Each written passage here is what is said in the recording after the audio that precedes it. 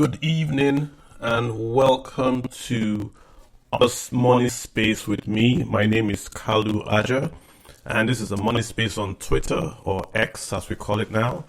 And of course here we're talking personal finance, the economy, and of course the money. We want to break down those hard topics and make it relevant to your personal wallet. This week we're talking FDI, foreign direct investment.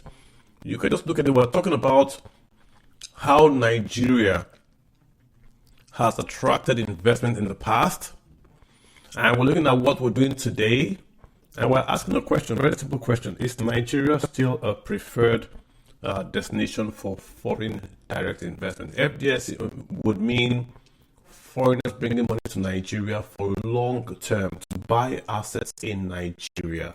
So you've got FDI, which is foreign direct investment, but you've also got foreign portfolio investment. And they're two different sort of investment. Let me just explain the difference. When you buy Nigerian bonds, you're not buying an asset or land or property in Nigeria. You are buying a security that has been issued by the state bank or the debt management office or whoever it is, right? But you're buying that security. You're not buying directly. You're indirectly investing in Nigeria. That's a foreign portfolio investment. When you buy direct, when you do FDI, you are investing directly into Nigeria. So you're buying land in, say, Shagamu to put a Nestle plant, or you're buying into an oil well in Niger Delta to put a gas plant. So FDIs are more, should we say, they are more deep, they are longer lasting, they have more impact because you are actually investing in the assets of the people. It creates jobs more and more directly. So we're looking at FDIs as that measure. And FDI actually is the result, just like we usually say. When you pass good policies, then you attract foreign investors, right? Foreign investors are looking for where to invest excess capital because they've got capital, they want to invest it. Mr. Warren Buffett, through Berkshire Hathaway, has got $171 billion cash. This is not invest, this is cash. Cash and near cash. If he holds cash and near cash, he doesn't make anything from it. Maybe now he's making 5%, which is very good, but he doesn't really he wants to invest that money to work for him in equity. So Mr. Warren Buffett is looking all across the world for where he can invest. He's seen Ghana, he's seen Indonesia, he's seen Vietnam, he's seen Mexico, and he's also seen Nigeria. So Nigeria has got to understand that they are competing with all those countries. Then Nigeria then passes policy. And it's that policy that attracts Mr. Warren Buffett to then come to Nigeria and invest. So what has been our record so far? If we look at the FDI flow to Nigeria, and guys, I put the data up yesterday. So if you look at my pinned tweet, I put lots of like a trend there just to show the numbers per se. The numbers tell the same story. The numbers tell the story that the FDI falling by a lot. It's astonishing to see how far we've fallen. Our best FDI showing was in 2011. 2011. The first FDI that came to Nigeria was in 1970. That was about 2 million, I believe. Then we had the record high $8.84 billion FDI inflow in 2011. To that as our 2022. We're doing less than maybe $1 billion. And Nigeria has always done $1 billion ever since we started to get FDIs in Nigeria. We've always done minimum $1 billion in FDIs. That was broken twice. Once, I believe, was in 2018. And I believe the other one was in 2022. Those are the only 2 years that Nigeria has not done at least $1 billion in FDI. If you look at the actual flow for Nigeria, you can see 2018, and I'm referencing the pinned chart. If you look at my pinned chart, you see the trend I put there. You see the green bars, which show you the 2021 FDI figure. It's gone down. There's a big jump in August 2021. Then it went all the less than $1 billion, right? Then you see 2022. These are the latest figures, guys, from the Nigerian Investment Promotion Council. I know one in 2024. These are the latest figures that we have. It's also gone down. If you look at that trend here, investment announcements from 2018 to 2022, same thing. High 2018 is very, very high, and it's come down from 18 all to 2021. Who has left Nigeria? Lots of big players have left Nigeria. The oil companies have pulled out in bulk from the onshore oil blocks. GlaxoSmithKline Beecham is out. Procter & Gamble out. Unilever has pulled out in their home care and skin clean division. They're out. Sanofi out. Bolt Foods out. More have left. These are the major multinationals that have left Nigeria in the last, say, 12 months. They've left Nigeria. So who has come in? You will struggle to find a major multinational name that has come to Nigeria. You will struggle to find. I know people have come in because the trade figures show inflow coming in.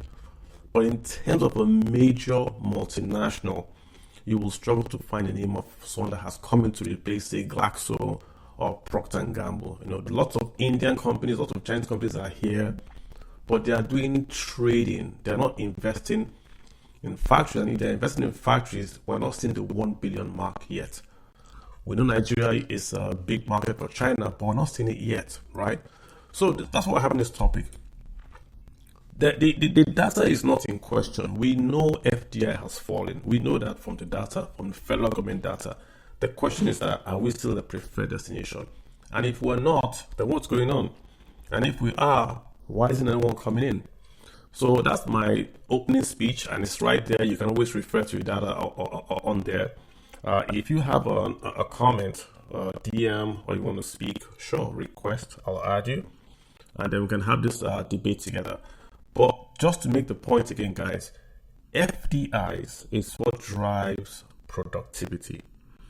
When you want to measure wealth, or you want to measure future wealth of a country, or how well the country is doing, you are measuring productivity. What's productivity? It's doing more with less. So, clear example for you, right? Before we had public buses, we used to walk around. Then you have an investment of, say, Leland Motors in Nigeria, and Leland Motors produces buses. Those buses now allow Nigerians to go further distances, to go to work, go to the farms without walking on their feet. So that's a productivity increase, and because of that productivity increase, you then create wealth. Farmers can bring more goods from the farms to the cities. Workers can go to work and go back home in time. Just an example for you how productivity works. The FDI is what brings in productivity. It's what brings in that technology. It's what brings in that investment capital. It creates jobs locally. It creates investments locally. And that's what the country then feeds off on. And again, it's not foreigners alone that do FDIs. If you look at the last report from the Nigerian Investment Promotion Council, Sokoto was leading in FDIs, or should we say investment into Nigeria, because Bua Cement did an investment in Sokoto. So that's also counted as investment. So it's not just foreigners, it's just counting investment, because it can be from Nigerians or from foreigners. Mark Donald, how are you doing, sir? Where are you calling from? Hello. Well done, sir. I'm calling from Belgium. How are you doing? How is Belgium? You guys you used to be one of our largest trading partners. People trade exactly where they are secured. I'm sure there are a lot of uncertainties in Nigeria that's maybe scaring investors away, I believe. So what's your take? Do you feel the investors want to come but are scared away by uncertainty, or you think the returns in Nigeria are not large enough? What's your take really on why the FDI is going down? Exactly. The point is, when you have fluctuations, in the environment. Are you there? Can you hear me? Yes, of course. I can hear you. Go ahead. Good. When there are fluctuations, these fluctuations amounts to uncertainties in every sphere of life. Nobody wants to do or put his money where he cannot project or he cannot calculate the future or the tomorrow. So these are scary indices in decision making, because assuming I want to invest in real estate, for instance, and I go to maybe I study an environment, maybe a state or a local government or wherever, and I find out that it's difficult to secure a C of O in such area. I'll be very skeptic about bringing my money there to such sector, because without a C of O, I can't guarantee that my investment is secured. Interesting. So what if tomorrow? Tomorrow, government say they have right of way to demolish or to build whatever around that place. How am I going to get repaid? How am I going to get paid back? You understand the point? Now, when you talk of Nigeria as a scenario, I don't blame most of these foreigners, because some of them may not be Nigerians. Even though Nigerians can also answer FDI, because if you're a Nigerian and you've made your money abroad and you want to come back to invest in Nigeria, you will also be termed as FDI, is it not? True, that's true, yeah. Good. And most of these foreign investors, they don't know the terrain. They are new. They don't know the local politics and all that. This helps to maybe discourage them, because you have the basic background of the place. They are looking from the outside. They need a serious encouragement. They need a stable environment. They need stable policies. They keep studying the outlook of what goes on in the media, what they can see from the atmosphere. You understand, before they can make such decisions. And I don't blame them for being this scared, because over time, for the past, say, 10 years now, we've not had a very serious policy going on, because there are a lot of insecurity, because this insecurity is a major factor in the development of Nigeria. Because assuming somebody is interested in that sector, and you have a huge lot of arable land in the north, how are you going to come in there? And I'm sure some investors must have gone in that direction, but because of the insecurity in the north, they must have pulled out of that place. These are the problems. Nigeria right now, I can't see it as a destination until we see the confidence that will be given by this administration. That's the only way investors can say, because if it's market, Nigeria is a very huge market. A lot of Europeans, a lot of people want to come to Nigeria. But the problem is that uncertainty is a problem. Let me ask you a question, Belgium. Just your sense of what you feel in Belgium. Do you think that Nigeria is mentioned? What's the perception of Nigeria in Belgium, if I could ask you that? Well, the Nigeria is mentioned almost all the time because of our natural resources. Because like where I work in a glass company, all right, and this glass company is owned by a Peruvian man, all right. Now, the raw material, which is the glasses, majorly comes from Brazil, and I'm sure Nigeria has a huge lot of sand that can also be manufactured, that also give us glasses. Yeah, we have silica in Katsina, in Kaduna, yeah. Good. And apart from that, we have the workforce. So in terms of labor, you can get a very huge cheap labor in Nigeria. If you have the resources there, if they have the natural resources there, all you need to do is come build your plants and put your machineries on ground. Then the people that will man the machines will give you a cheap bargain. Gotcha. So in effect, in terms of government policies, we don't have it. Which is the enabling environment. Yeah, I think that if I could speak to the government just for 5 minutes, I think we have lots of fantastic policies in Nigeria for investors, tax and investors. We have tax holidays. When MTN came to Nigeria, they did not pay tax for 5 years. We also have policies that say if you invest in a state or a local government or in a town that has no power supply, no road, no water, you can take that investment, right, and take it out of your taxes. So like if I go to my village and I invest and my village has no federal power, federal road or federal water, I can back out that investment as capital. I can back it out of my taxes. We also have a tax for infrastructure that says if you fix a road in Nigeria, you can also claim that money back as credits, tax credits to you. So the point I'm making, in terms of policies on paper, Nigeria has got excellent policies on paper. I think I agree with you completely. I think it's the translation of the policy on paper to reality. That's where we then sort of miss out, where we translate these great policies on paper to real life. The rule of law. I hear you talking about demolition of homes. I've seen a video now of homes in Mende in Lagos being demolished. And the lady was shouting that she was given 2 hours. I don't know how true that is if they gave her 2 hours. I'm not sure the state would go there and demolish in 2 hours. But those homes, are they properly cited? Is the state in its right to demolish and all that kind of stuff? Those are questions you might ask. But I hear you, McDonald. You talked about business confidence, insecurity. Market is huge. People want to come, but they're not comfortable to invest capital. Yeah. Now, Mr. Carlo, can I say one more thing? Yeah, go for it. You see, right now we have a infrastructure problem, huge infrastructure problem. All right, because we don't have good access roads.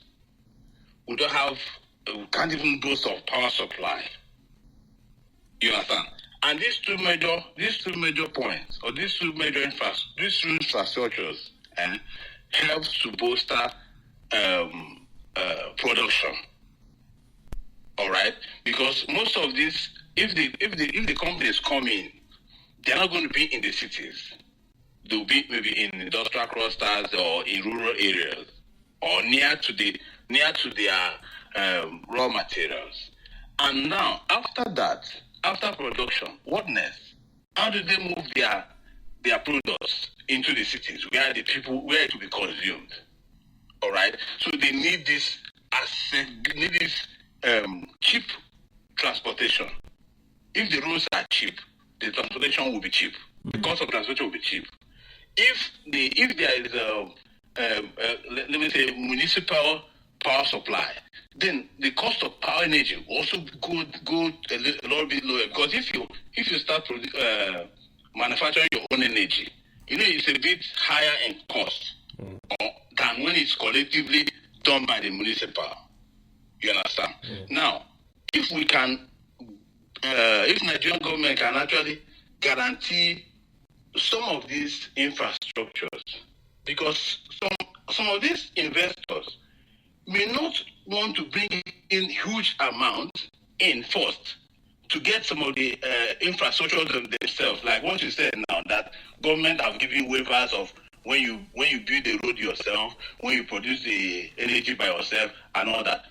Imagine that you tell them to, when they come, they'll first of all build their roads, they first of all create their power supply, gas turbines or whatever first, before they start producing, before they start recouping their money. No, none of them will come in such instance. You understand? But if you can be able to produce some, after a while, they can now help to expand it. Right. Like now, do you know that I live in my house is still in One. They have this fertilizer plant called Notori.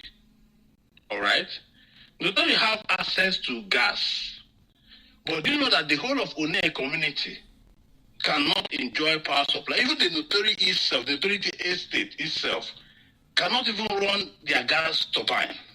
Why?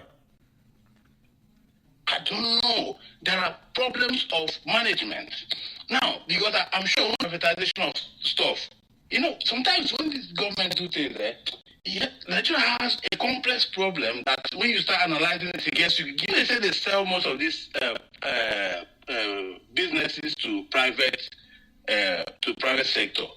Some of them, they put blocks in the papers or in the arrangement. You find out that they are losing money every day, but nobody is doing anything in them. Okay. All right. Notori is a huge place. for both employment, both production rate, but it's not managed too well. This is just one out of a whole lot. If you go to Akwa Ibom State, this is Koraba. That's it. There's an aluminum company or there, and it's also down. Well, let me just listen. Michael, yeah, thank you so much for the comments from Belgium. I mean, your points are well taken. Thank you so much for that. Let me get Millicent. Go ahead. Hello, good afternoon, everybody. Good evening. Nigeria is a very difficult environment. This has been ongoing for years.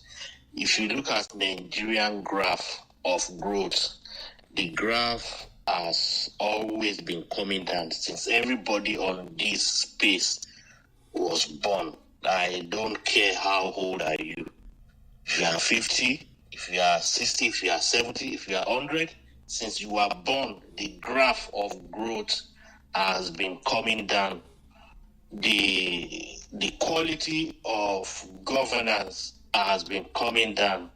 The quality of political office holder has been going down. The quality of people on the street has been going down.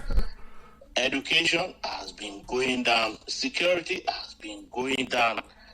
Without people in end of affairs that can take rational decision, nothing is going to happen.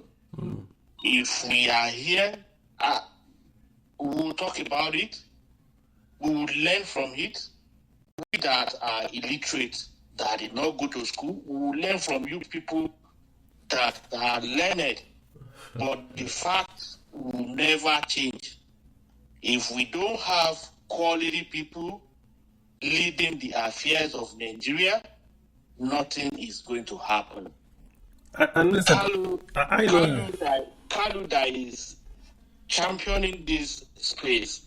Kalu is ready. I don't know him. I've never met him before. We never really have any private chat, but I know for sure that Kalu is ready to help Nigeria in any capacity, free of charge, if they would listen.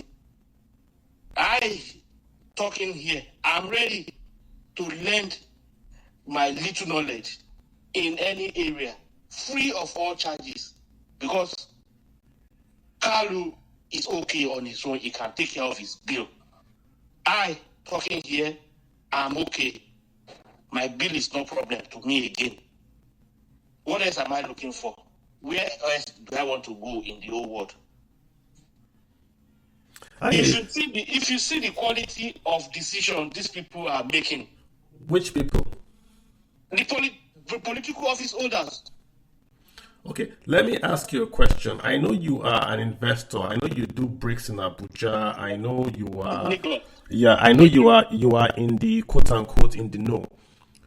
Do you think, just in terms of, let me ask you two questions. In terms of policy, are you more comfortable today with the policies? Forget about the implementation, just the policies for now. Are you more comfortable with the policies for now? Before we talk about implementation, just the laws that have been passed from 10 years ago and today. Are you okay with that? Does it help your business? Nothing. My business is in coma in the past 3 years just because of diesel.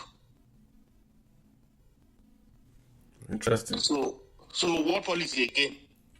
when I can't afford to run my business profitably, if I can afford to pump money into it, but the product will be too expensive for the purchasing power of Nigerians right now.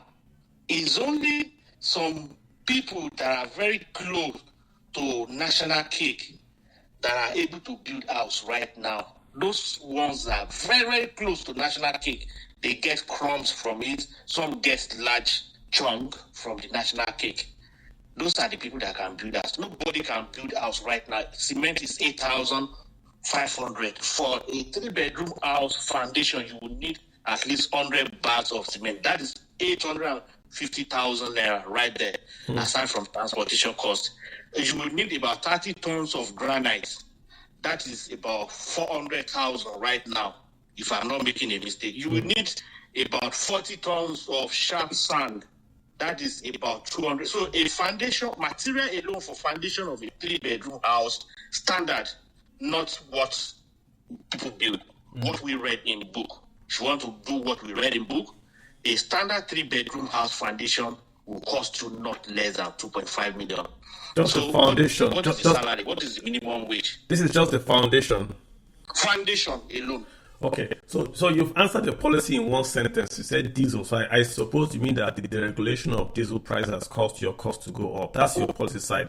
But operationally, maybe I know the answer to this, but operationally, is it better, is it easier for you to do business in Nigeria today than, say, 10 years ago? It's more difficult. Not difficult. It's impossible. Wow. I import cars from here to Nigeria.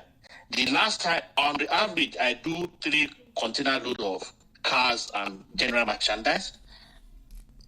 This business stopped in the last 3 years because when you ship your container today at certain rates, by the time it gets to Lagos port, the rates will change. The customers you've collected figure 10 from when the ship was leaving, you can't go back to them because of your integrity, because people know you on Twitter. You can't go back to them and say things has changed. I don't want anybody to make noise about me on Twitter. So I would rather lose part of my profit or lose the profit and get my capital back than to go back to you that, Mr. Kalu, what we agreed on 10,000 is now 11,000 because of custom duty changes. Okay, we get to the port. Before we load, everything is fine at the port. By the time container gets to the port, they tell you there is congestion. You have budgeted 250,000 to do offloading. Now they say they will take the container from so terminal to so terminal. It's going to cost 850,000.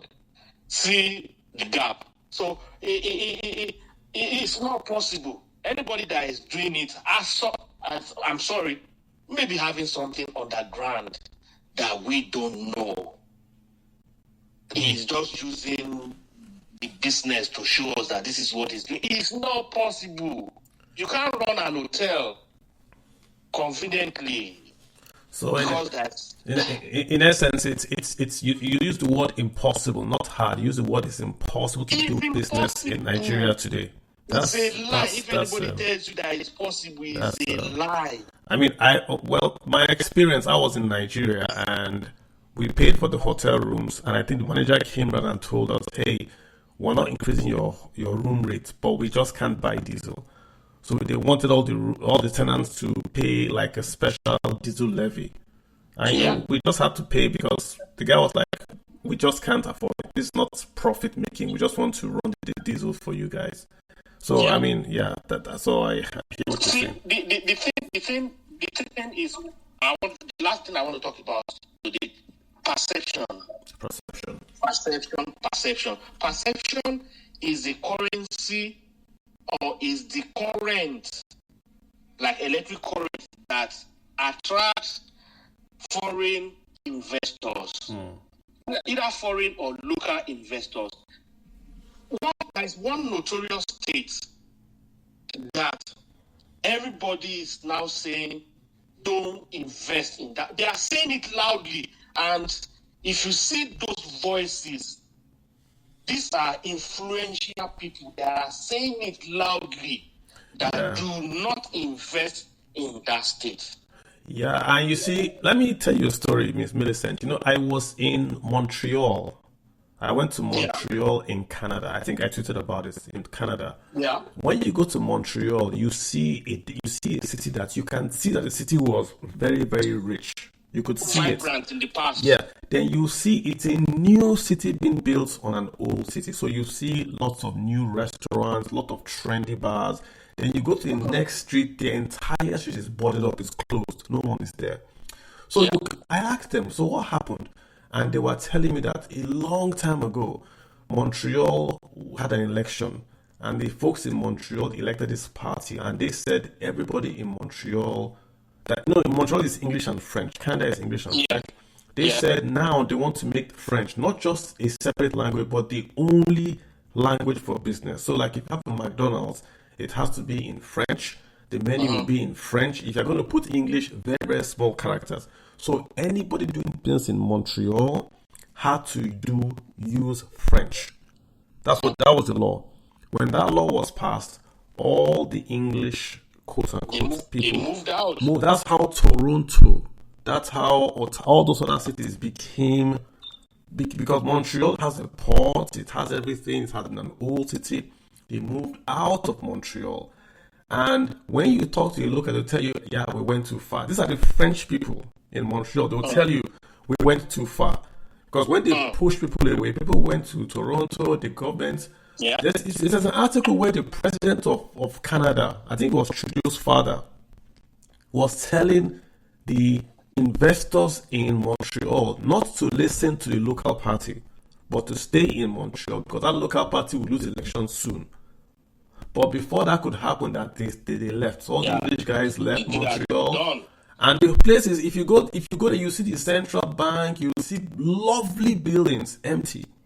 The former Royal Bank of Montreal building is now a mall.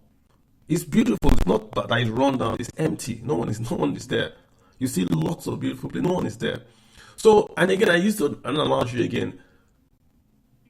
New York has the largest concentration of billionaires in America. New York is now losing billionaires to Florida and Texas. Why? Taxes. And the New York people are complaining to the guys, don't drive us out. Once billionaires go, capital is mobile. It's hard to bring them back. So people look at it and say, like, the Montreal guys would have said, no, but if you leave Montreal, where will you go to?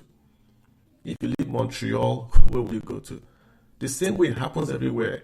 Every empire dies when liquidity dies.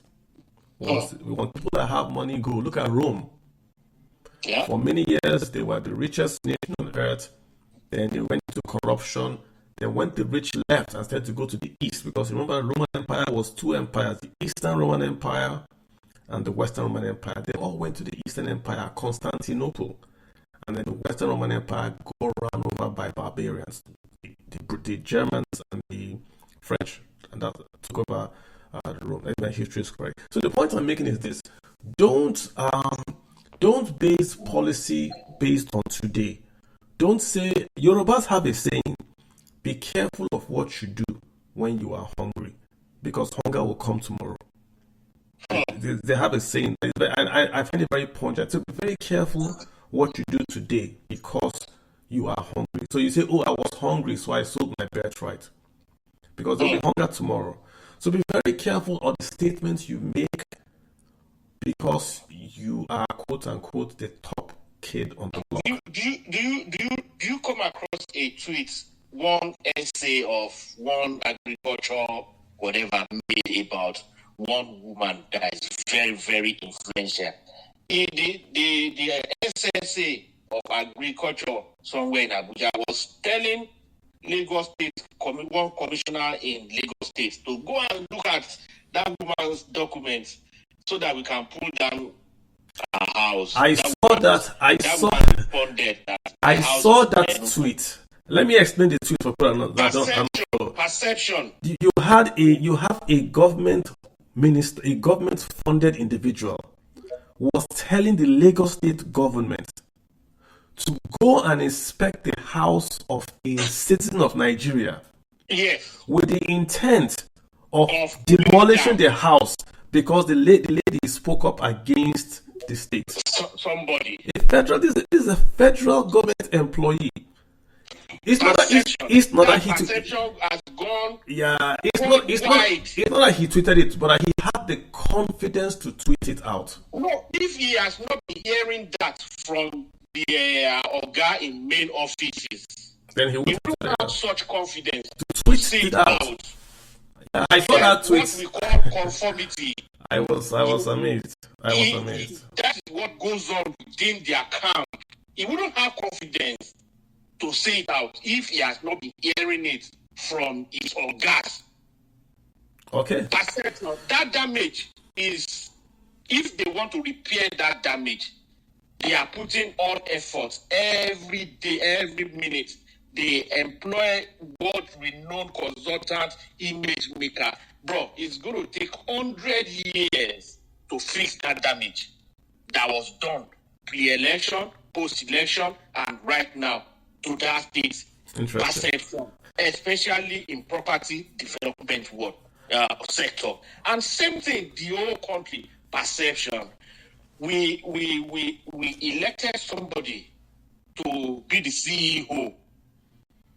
The CEO has filed with all the world-renowned law enforcement agencies. Perception.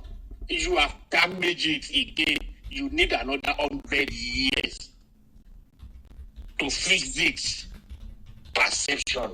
Well said, sir. Let me bring Olumide to give us the sort of the numbers, figures, the economic part of the discussion. Olumide, I mean, you hear what we're talking about. Is Nigeria still the preferred destination for FDIs? I know you are heavy into that crypto space. I'm not sure if you can talk if there's been a reaction to the Nigerian government or the CBN putting crypto as now a national security risk. Olumide, I'm not sure if that is good, if that is bad. I mean, I have my view, but I just want to get your take on that, Olumide. Not just on crypto, but generally as a whole in Nigerian investing. What's your take on Nigeria, Olumide? If you could unmute, please. Yeah, big and Kyle. Very interesting conversations as usual, and I really just wanted to add some color. You said a lot, and honestly, I'm on the same page as you are most times. It's just that you have a way of putting it in the picture where you can make the average Nigerian understand, and that's where you're really unique at. I really just look at the numbers and just send it out to those that we have years to year, and I don't try to make it more or as simple as you do. But the conversation, the theme, definitely, like you said, if you look at the graph, FDI, particularly from the Obasanjo dispensation, it has been a stupid graph. But I disagree with some speakers that when they highlighted that on the slope, no.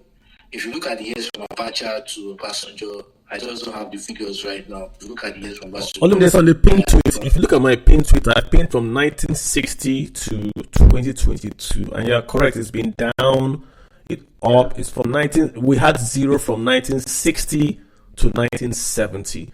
From 1970, when we got our first FDI, Nigeria has always, at the minimum, brought in 1 billion. So even if we don't do anything, we collect our 1 billion and go to sleep. So you are correct. But the data is on my pin tweet. You see a trend there, guys, in case you want to follow. Yeah. Let me please go ahead. Yeah. So we have an FDI issue, and one of the blessings of this floating exchange system we have is that it has exposed some of the wastage and past mistakes of different administrations. Right now, we really see the reaction on the FX market during the Emefiele era, while many of us couldn't see it, despite concerns by a lot of points, but because the rates were on the fixed. So while government was subsidizing PT, unnecessary expenses and borrowing record deficit, now it looked like it was stable. But when the incoming administration came in and all hell was let loose, you now saw the true reflection of the situation. So in the crypto side, you see, I think I did a story today, and I wrote that President Tinubu should keep his words, and on his manifesto, because when during the election, he was the only one that particularly spoke about crypto, and surprisingly, because that's the space I cover, I dug deep and I was like, well, interesting. Let's say I was a bit skeptical as his arrangement, but the fact that he mentioned it, was something that I was looking. So when he came to power, and a few weeks, he set up. We saw that the blockchain policy got the green node. Within some months, the banks, as at December 20, the CBN exchange their stance to the Securities Commission. We felt that things were going well, but Nigeria came in and the security agenda of the country became paramount, which was understandable.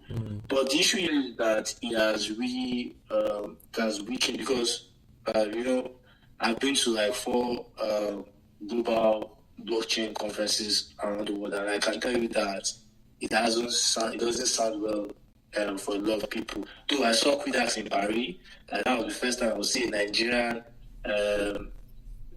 crypto exchange coming to that platform, because it's a very expensive platform to be with. And I think one of the good things about that was that a lot of Europeans were like, "Oh, what do you guys really do?" Despite the fact that Quidax is quite popular in Africa. So, that kind of enthusiasm, hope that I saw Quidax was translating that well. At some point, since we have a proactive government in the crypto space, it will translate to, until we now saw the NSA, we saw Cardoso, we saw key officials say some stuff, then came in restrictions from the banks. They were technical about it.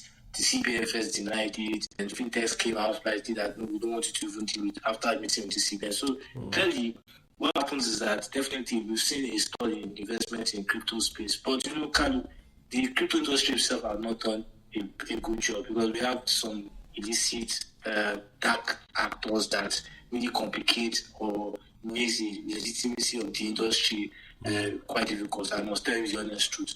But having said that, if you look at data, because I think on my article that I wrote to the president, illicit transaction is just negligible in the space. We have a lot of hard workers, and I tried to make the president understand that, see, there are reasons why Nigerians like crypto. It's not just for the speculatory tendency.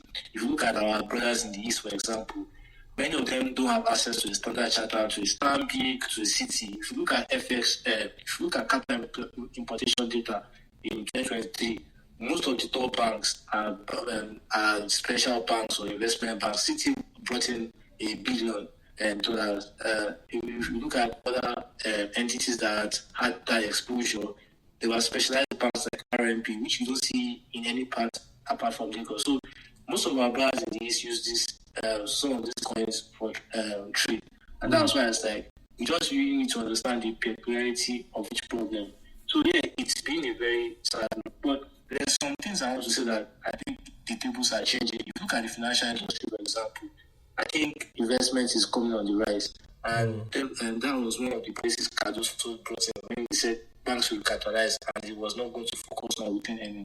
Chase Bank just closed a $20 million deal from the Saudi multinational bank, and definitely that was because the ICE was looking at advertising, and it came in form of equity. So that's some form of investment, and we see many of these banks also looking at raising capital offshore. So I think sector by sector, I think financial sector is growing, and that was why today I listed some of the captains in our industry that are making Nigerian financial sector look like a cheat code. But we have the problem of intellectual capacity and character improvising in other sectors, which I don't want to mention, and that really has really prompted FDIs. Look at some states in Nigeria, for example, a state like state that, despite being close to most states, Lagos states, some of them, the latest data show that we bought about $1 million plus, while about 27 states could not bring in time. Yes, because some people say that Lagos is domiciled in Kano, but not many banks are domiciled in Lagos. Maybe that's why the data sometimes. But when I break into data, I saw that inactivity by many of these establishments has really partly been responsible for poor MTI. And I think I'll close with this. We have a political problem. We have a political problem where we mentioned New York, Texas, California. These are states that take FDI investment seriously. Apart from the State Department, you can see that their core mandates, particularly in countries attracting it, they see it as a KPI. In Nigeria, states don't see it as a KPI. Nigeria states see back allocation, building airports, and other goods projects as KPI. So these are some of the problems we're facing in the entity. But like I said, you cannot throw the baby with bathwater. So the financial sector seems to be leading the way properly, and I hope it translates to other sectors. Well, let me take you back to the states. Yeah, let me talk about Lagos State, and before I go to crypto, I know which one should do first. Let me start with crypto because you mentioned it. So it said President Bola Tinubu as a candidate promised that was going to side in quotes with crypto. He came into office, he did allow crypto. We saw the regulation of virtual currencies. Now they've banned it. It's not just banned, it's a national security issue. So if you are seen with crypto and police grab you, man, you're in a lot of trouble. So that's where we are. So the question really is that, do you think that this back and forth? I know there was a time that there was this big crypto exchange that was in Nigeria trying to get a license. This back and forth, does it hurt us in terms of that policy inconsistency is now the problem? Do you see that bleed through of the crypto ban and unban bleeding into FDIs in general? Let's start with that, and I'll go to Lagos State if you can. Okay, so to ask you, investment into the crypto industry, I see definitely a moderation has been tested. I could recall when I spoke to some investors, particularly massive projects, when I was at Binance conference in Paris 2022. And what they were just telling me was that, well, let's wait till the CBN relax restrictions via banks, because they will definitely want to deal with financial institutions. And I was positive that that will change, but that wasn't coming, and many of these businesses have pushed up on that. But, the truth of the matter is that it's not just a Nigerian thing, because I got a message from my French bank some weeks back that, they know I have some exposure in crypto and things like that. So I hope I don't mix things with their institution. They don't want to deal with crypto. And I was like, yeah, I know the rules, definitely. But that kind of message kept me.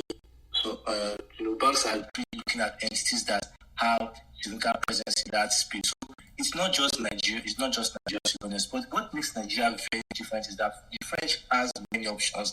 The French has a viable fintech community and much more sophisticated financial system where a lot of French people can do without USDT. But it's not the case in Nigeria. What bank highlights the fact that remittance is one of the most expensive things you can see in Africa, and that's because of official channel costs and things like that. Mm-hmm. So the option for the average Nigerian is lower. So I think why its options are limited, and we have a very young population where Nigerians are very attracted to Western technologies. I think for me, what the government, and that's why I went to the president, I see you can strike a balance, and this is what you do. You can remember what happened in the 90s when the First Bank and your bank were the alpha and omega of our financial industry. Mm-hmm. But when Ajona and Jimovia came up with using technology and efficiency into our banking system, it all looked like, in fact, many of the traditionalists thought that there's no how these guys will take over. But Obasanjo and the financial administration of that time encouraged young players, and that's why today you see that the most valuable bank is either between GT or sometimes Zenith or sometimes GT. So because those systems allowed young players to bring in innovative products, we can see how it has played. So the problem here is that we don't have a system where young players can play fairly. Yes, we have a couple of errant or erratic youngsters, but the truth of the matter is that we've seen people that have built solid projects. I was talking to my audience this morning when I listed the strength of the captains, and I mentioned Sulaiman, and I said blockchain and technology. Some people are trading me for it, and because of ignorance, a lot of people don't know that Sulaiman have worked in Accenture. Sulaiman was an advisor of Bantu blockchain. Sulaiman has worked with Interstellar, a blockchain that does things with internet switch and things. And the reason why I know these things is because I don't just read stories. I dig deep about people that matter in my industry. So, if the average Nigerian doesn't even know what Sulaiman does in this space, despite his exposure in the system, what is the problem? And the problem is because you're doing a beautiful job every Sunday, bringing out. But the truth of the matter is that many Nigerians are not interested in knowing things that really matters, except things that if it's not deep prayer, if it's not music, if it's not true or gossiping about. These are issues also that is really, because the difference between then and now, I can tell you, is that our parents then were more business inclined. The interest of business, despite the fact they didn't understand what business was I mean, in principle, because many of them, some of them are career oriented, Yeah, not more of that. But the truth of the matter was that they had a year for business. But now, the youth, it's now different blogs. We have young Nigerians interested in the sector, but you can't really, finance is not something that an interesting subject, which makes me worry, because many people don't even know what the captains of the industry are really doing and how they're making things to work. So how do you pass that message? And when you pass that message, sometimes people throw it for it. So we have a problem also in dissemination of information across I hear you. Okay, good. I get your point on that, but I think your answer was yes, that it has that Tinubu's backtrack on crypto really would bleed into the normal FDI. I get the point. So on that, but let me just talk about Lagos State, for instance. It's easy to call out Lagos State and say Lagos State is should we say, what's the word now? Is it elitist? Is that going to be the word? But Lagos State has just built a deep sea port in Lekki. So that's the first and only deep sea port in Nigeria. What a deep sea port means, let me give you the implication of a deep sea port. The ships that come to Africa, there's no ship that you load stuff in America or Europe that is just coming to Nigeria. It doesn't work that way. They are coming to Africa and maybe to Asia. So they load Nigeria, Senegal, Congo, all in the ship. They sail to Nigeria. If you have a deep sea port, they prefer it because they don't have to come inshore. They go on the deep sea, offload for Nigeria, and then they move on. So that deep sea port is going to attract even more cargoes than even your normal ports in Apapa, Tinkan, because it's easier for them, so they prefer it. So Lagos has got a deep sea port. Lagos got that deep sea port by investing 20%. They didn't invest money, they invested land. The Singapore guys came in and invested the rest, and they built that deep sea port. So it's like an FDI, and Lagos is going to, of course, enjoy that benefit going forward. I look at a state like Akwa Ibom, has the money, has the coast to also do a deep sea port. Why haven't they done their deep sea port in Akwa Ibom? So the whole issue of everything is concentrated in Lagos. Why in the other states? I picked Akwa Ibom because they have the money. Other states want to do it but don't have the money. But Akwa Ibom has the money, they haven't done it. Let's come to the coastal road project that we're doing in Lagos. It's going from Lagos all the way to Calabar. I've tweeted it before, and I've said it clearly. That road is being built at this time in that location from where it is to benefit a specific company. I've tweeted it. I will say it without hiding. That road is very important to Nigeria. A coastal road is called a coastal road because you are bypassing all built up areas. The coast is where you don't have homes. It's near the beach. So you go to the coast and then you build a super highway. If you look at most countries that have coastal highways, that's what they build on the coast. Coastal highways, you build so you can just race on that coastal highway, take your goods inwards. There is no express road. Hear my word, there's no express road in Nigeria from the west to the east of Nigeria. There is no express road. The nearest you have is Lagos to Ibadan or Lagos to Benin. That's not an express road. That's a 4-lane road.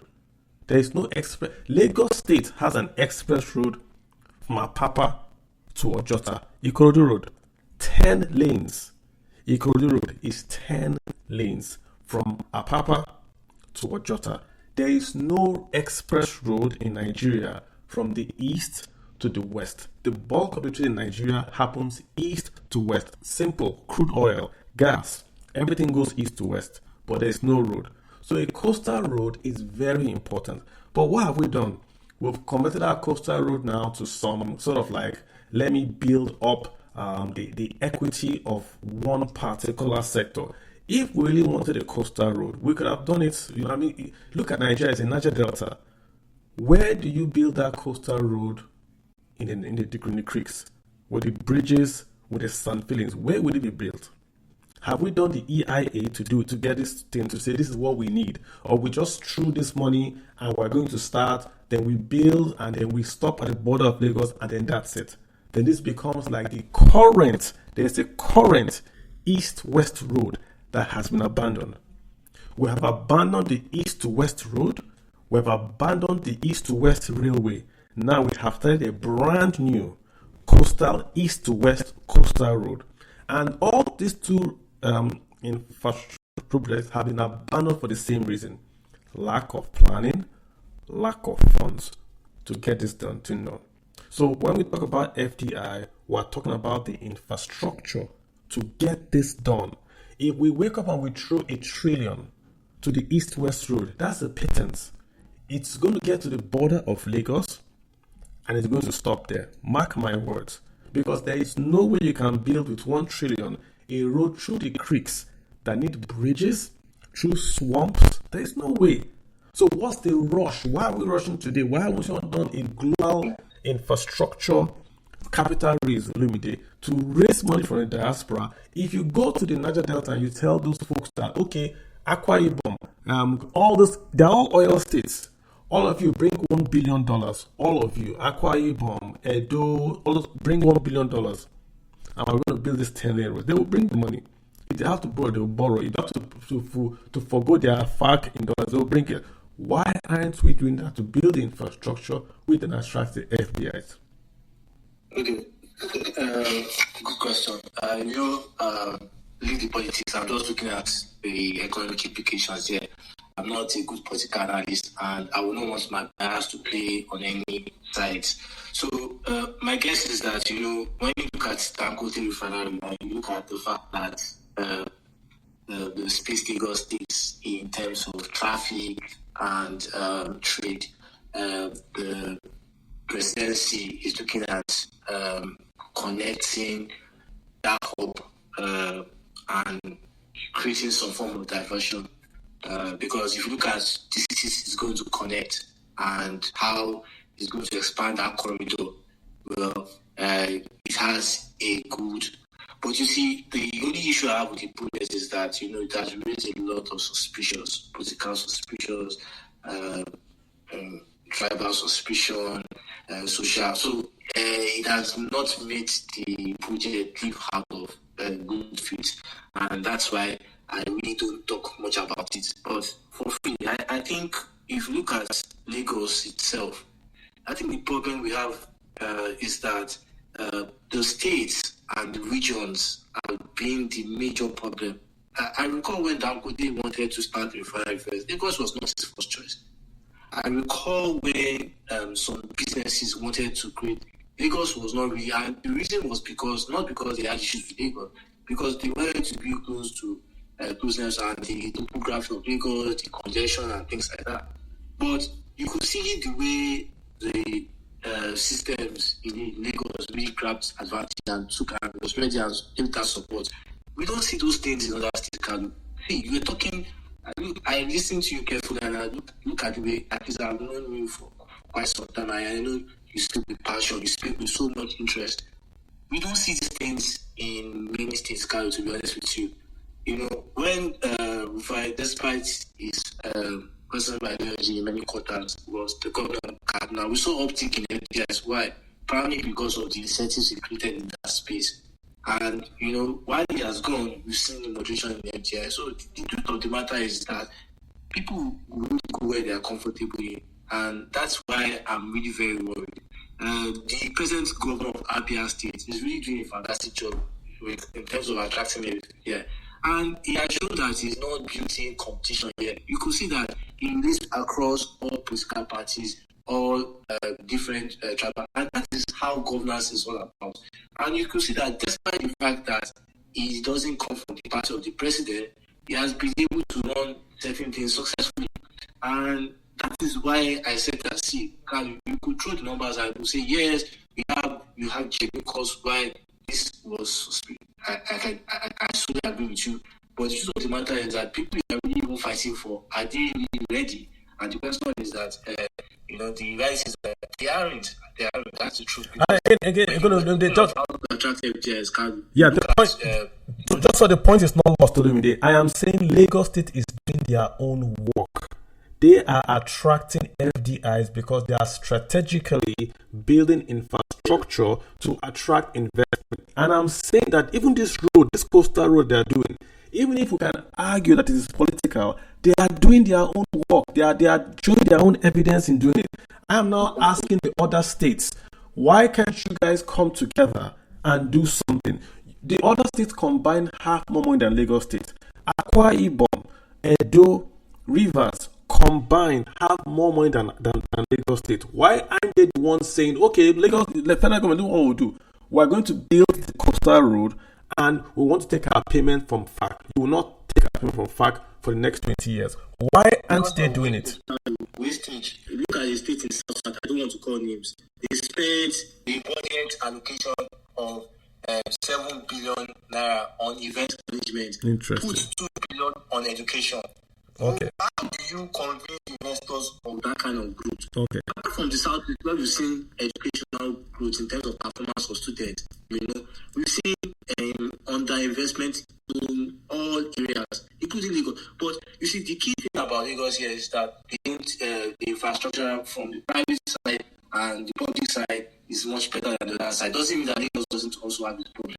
True. Yes, True. I agree with you, but I'm on the fact that the only way we can take, because it's a bad thing when Lagos takes all the shine from Nigeria. It's not even, it has security implications. God forbid. Why do you think the United States, for example, will definitely allow the allocation of key states? Because if you attack just one state, that's the end. If you take Lagos away from Nigeria, we are just in trouble. And that shouldn't be the case. We should have, for example, we should have Anambra in the east, we should have Kaduna in the north, we should have FCT in the central, we should have Lagos.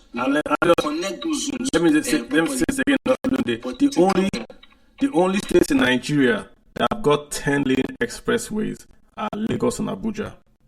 I'm not sure if in that state, I'm not sure if Akwa Ibom has a 10-lane, but Lagos and Abuja, these are both built by the federal government.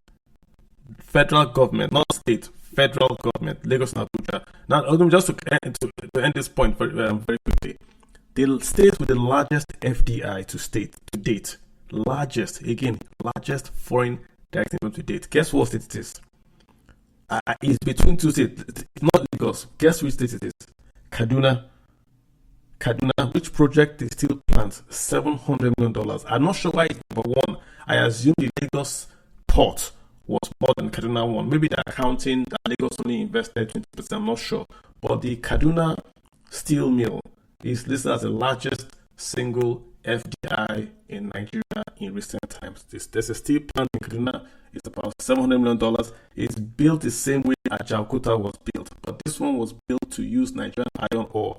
Ajaokuta, I know what they built there. So the one in Kaduna will produce steel before Ajaokuta produced steel. So anyone telling you that Ajaokuta is going to work is just wasting his time.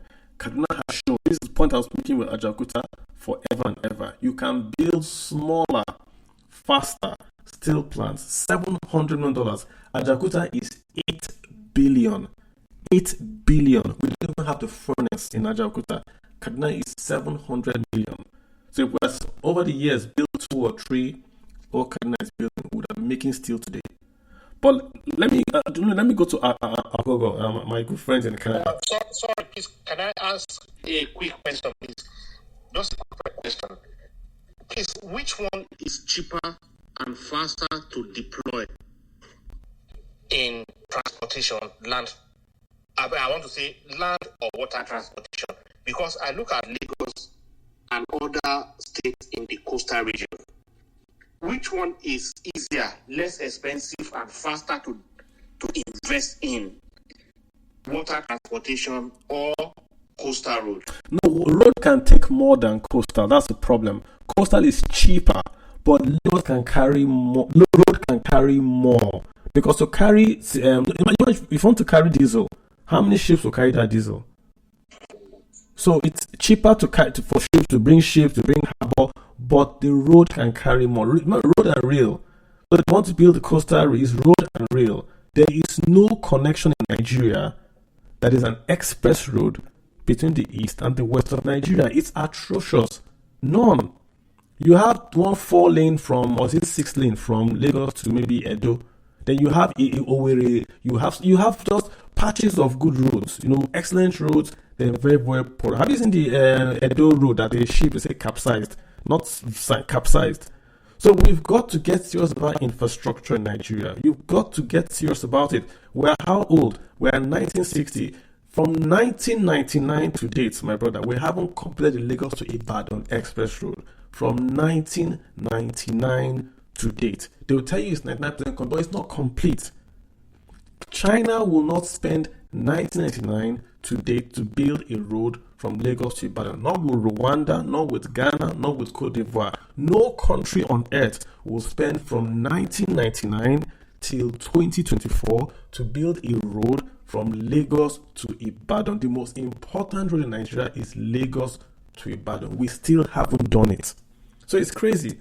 Ago, my Canadian sister, please go ahead. You heard our discussion, right? To add to what you're saying about Montreal, it was the party called the Bloc Québécois. Québécois.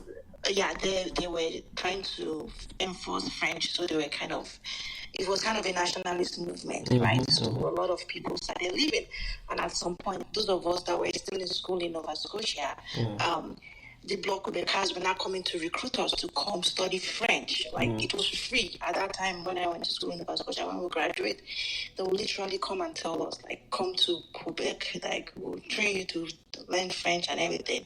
When FDIs started declining. Anyways, Lagos should be prepared because Antigua is going to compete with Lagos. Because what I saw recently, Air Peace is going to start a direct flight from Lagos. Where's Antigua? So when my husband I followed my husband when he was doing work in Antigua, and they were really interested in the Nigeria and everything, and they were saying, come buy real estate, beachfront, 100,000, we'll even give you a golden passport, right? So, but they're not taking politically exposed people. So if you're a politician, they're avoiding politically exposed people, but they realize that their diaspora that has money, they want to buy real estate. They want to be an environment that is Black-oriented, right? And they are not looking towards rich Nigerians in the diaspora. So I'm telling people in the diaspora, those of you that want to buy something back home, you are scared, you don't think it's time for you to put your money in real estate, go to Antigua. If you don't have citizenship, where's Antigua? Where's Antigua? That's in Caribbean, Abi? Yeah, it's in the Caribbean. It's far. And I saw Air Peace recently was going to do direct flight from Lagos to Antigua. So instead of you buying $600 million land in Lagos, go to Antigua. You buy a beachfront property, right? For less than that, you get a golden passport. Antigua passport you can get to England for free because they're still British colonies, right? So, and on the weekends, you just come to Lagos and do what you need to do because there's going to be direct flight between Air Peace and Antigua coming soon. So who are you speaking to now? Are you speaking to Nigerians in the diaspora and other Nigerians that have excess cash? You have disposable income and you're looking to invest in real estate.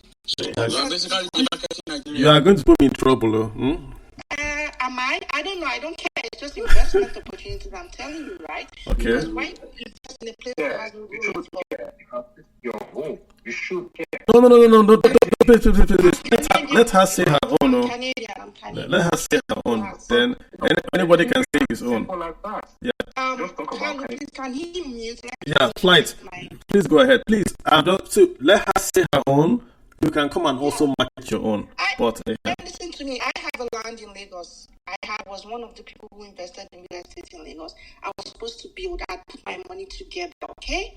After election, I went to Toronto and I bought myself a condo and put tenants in there. Why would I put my money where I don't feel like there's rule of law? Do you guys see what is going on? And you think we in the diaspora don't see it? We see it, sweetheart.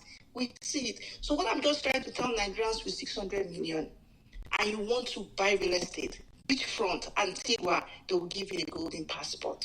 I sign out. Peace out, Carlo. Thanks. Okay, who do we bring in here? I am Arielua. Let me bring you in. I think you've heard the lady from Canada, a good sister of mine, saying that Nigerian diaspora that got funds should not invest in Lagos. So that means not invest in Nigeria, but go to Antigua, invest in real estate in Antigua. You get a golden passport to the UK, and you also come to Nigeria for the weekend. What's your take? I know you're into real estate. What's your take? Does she have a point? This is FDI we're talking about. She's just saying don't invest in Nigeria. What's your take? Thank you, Mr. Carlo. I respect her opinion, but I strongly disagree. Good evening, everyone listening to me. What happened in Lagos State is a sad story. What happened in Lagos State is not encouraging. What happened in Lagos State is not nice to behold. But one part that we fail to also listen to or be sincere with ourselves with is the fact that many of those guys bought a lie. They didn't buy real estate. They bought a lie. Because for you to buy real estate, the person that is selling it must have the power to transfer it to you. So if they don't have the power to transfer it to you, there's no transaction. What happened was a lie.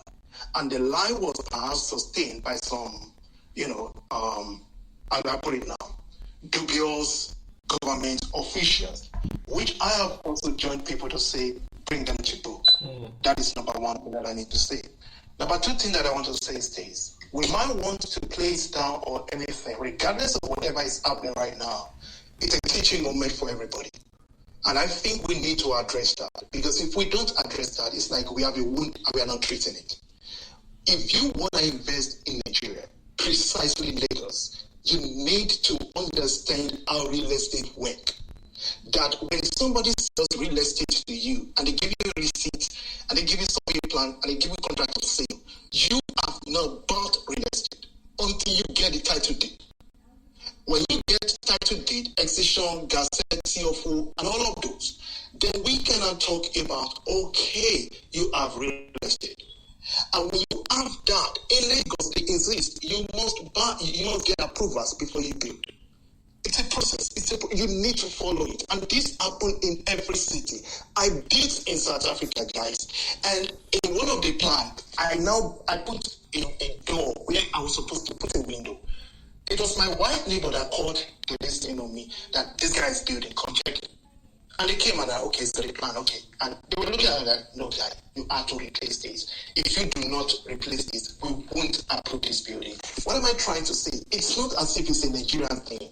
It's every city thing. They pull down structures that are illegal. It's everywhere. So that's it. Also, let me take you up.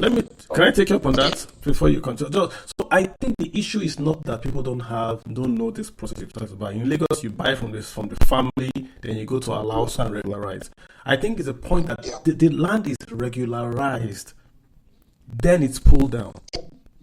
I'm aware of that. So I'm trying to create a background for my next point, which is, if you now want to invest, do it right. And when you not do it right, let's look at what Goldman Sachs says. It says in 2100, right, what is going to happen to Lagos? It projects that about 100 million people will be living in Lagos. That's the projection. What does that tell you? You want to compare that to Antigua? Which country in Africa do you want to compare that to? The place that gives crazy return on real estate as we speak across Africa right now is Lagos. There's no let me is the most risky. Okay, let me take you on that. What's the return in Lagos, real estate in Lagos? It's not up to what you get from buying a stock. It's not 10%. Okay, in real estate, right? It's not about the quoted price. Once the price is listed, you're already buying it expensive. When you buy cheap. No, what I'm saying is that what I'm saying that the return on Lagos is not. Abo, hold on. Let's have decorum. I'm speaking, it's my turn. I hear you. Let's have decorum. Can you please respect me for that? Okay. Well, I'm just trying to find. Coach you said made a comment that return in Lagos property was high. I'm just saying that it's not.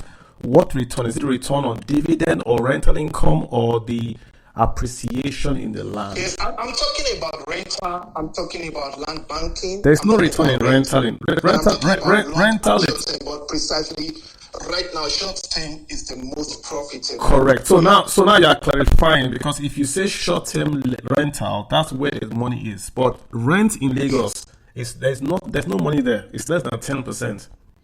No, I'm talking about short term. Okay, please continue. I'll go in, but okay, just continue. I'll bring her in.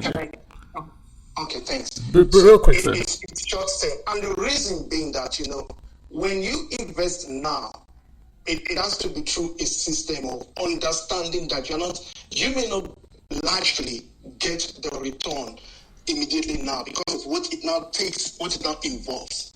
Okay, but if we are thinking generationally, if we are thinking how cities are built and how wealth are actually created, then you will understand the need to pick Lagos over any country that has been mentioned here. I don't want to go into that. But in my final submission, let me ask you a question. The reason why I came up, Go ahead. the reason why I came up is to ask you a question. We are aware of these challenges. We are aware of this mess. We are aware of the demarketing that has happened, of the mess, the political mess, everything. We are aware. But in spite of all of this is our country. The question that I want to ask everyone that is on this platform, especially you, Mr. Kanu, is what can we do? How can we fix this? That's what we do. My brother, we really do every day. My brother, to get people to understand how to invest in real estate. Thank you. Every day we talk about what we should do. Every day on my timeline, put this number 2 and the number 1. Go through my timeline. I write for Nairametrics every week. I post on my timeline. I do spaces. I do YouTube. I do interviews. I'm always giving solutions. If I attack, I give solutions. So that is me personally. Olumide is here. Olumide is a paid guy. If you want to talk to Olumide, you pay him. He's here. I'm not paying him. He's giving his own for free. But let me ask you a question. Just take your second point. You said that there is no country on earth that the diaspora should invest. Let me give you a story. I know a guy that was in the United Kingdom about 15 years ago. United Kingdom. This guy went and bought land in Lekki. When he bought land in Lekki, there was a beach. It was open. There was no one there. They built the road, the quote-unquote road behind his house. He imported a tent from South Africa, put a tent on the beach that he owned. He owned the land there, put the tent there and did an event center. That event center blossomed. He took a bank loan, he built the bathrooms, he built parking, he built lights, he continued to blossom. He went to New York. He went to UK to private equity firms. He raised about $25 million initially. He invested. He raised about. I'm going to mute you. Can you mute? I think yes, back. This guy raised in total about $100 million and invested in Nigeria because he heard, of course, he's a diaspora. He's Nigerian. He heard that the ROI in Lagos was the highest in Africa. He invested. Listen, he raised money. So which he had to convince foreigners to say, I'm going to invest in Africa, not just in Africa, in Nigeria, not just in Nigeria, in Lagos, not just in Lagos, in Lekki. He ticked all the boxes you have ticked out. This guy was given 7 days before his building was demolished. Not the building, the beach. 7 days. 1, 2, 3, 4, 5, 6, 7. An international guy came back to Nigeria, built something on the beach. They said, oh, he owns the land, not the beach. If he doesn't own the beach, he can't build what he was building. The whole attraction of Daytona Beach is the beach. Go to Florida, the whole attraction of the hotels is the beach. If you take away the beach, you've taken away that thing that makes that investment worth $250 million. It's like taking away a Rolls Royce, take away the tires, the engine, and the body, and you say, well, if you still have a car, we'll put Volkswagen engine in the Rolls Royce. So I'm not sure you can speak on that. I'm not, because you're not the government. I got that.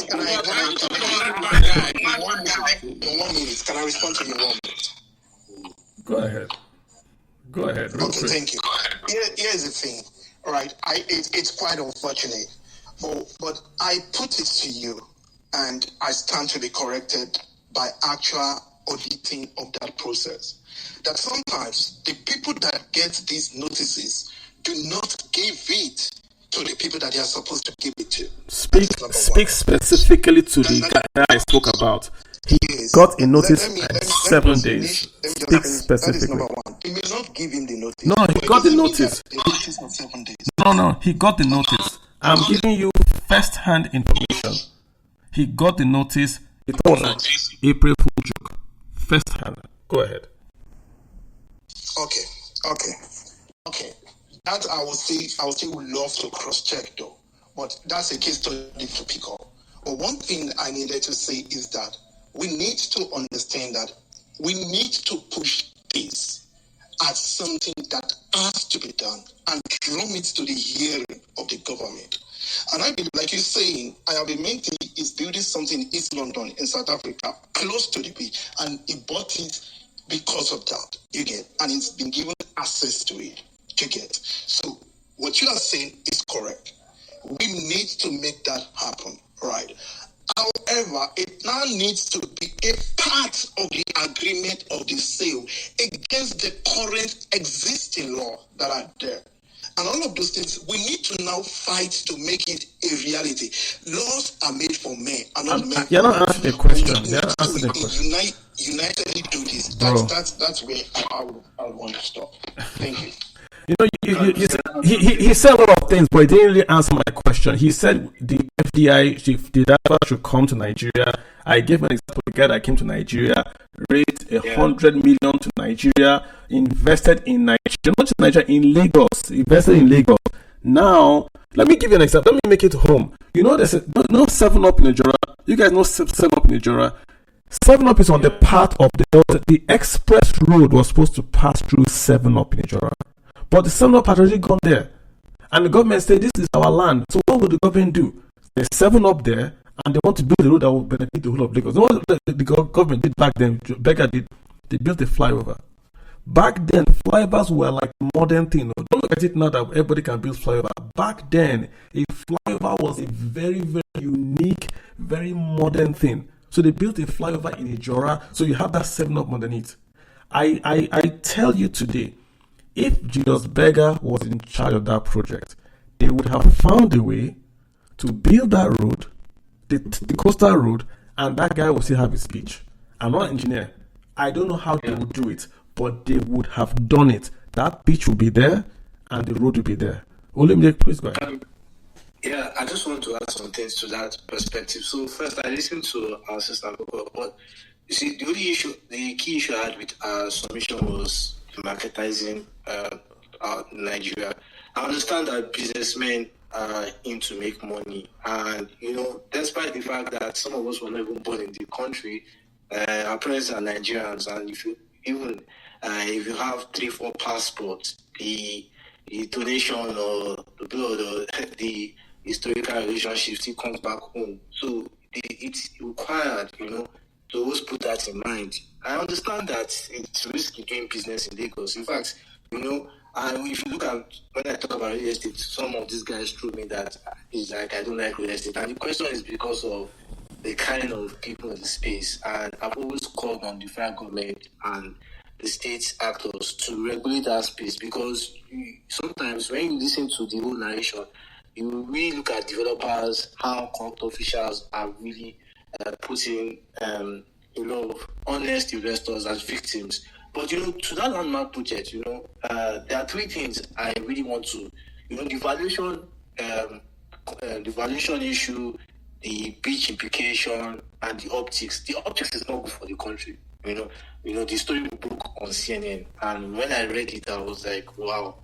But this is a space I'm not really very good at, so I really try to listen to those that have better exposure. But the valuation why was the valuation very interesting to me was, okay, I went to I've been to the property times, and when you did your book launch, you did it around that space again. So I was trying to look at it that this is double Sterling Bank's property valuation. Why would Lagos try to upset this entity despite the employment opportunities it has done for thousands of Nigerians? So that's by the side. But the reality is that it doesn't mean because it's risky setting up business in Nigeria, we discourage Nigerians in diaspora. It's a blunder.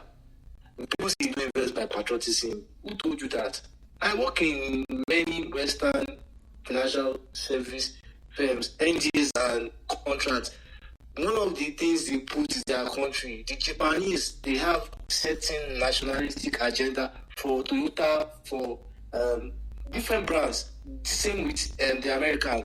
So we need to understand that, yes, we have a problem in our country. Nobody's taking away from it. But saying that we demarket our country because, for me, for example, despite the fact that I have issues with the present administration, I invest my own quota. And that's why I tell people that the difference between me and an average writer is that I invest where I put my amount in.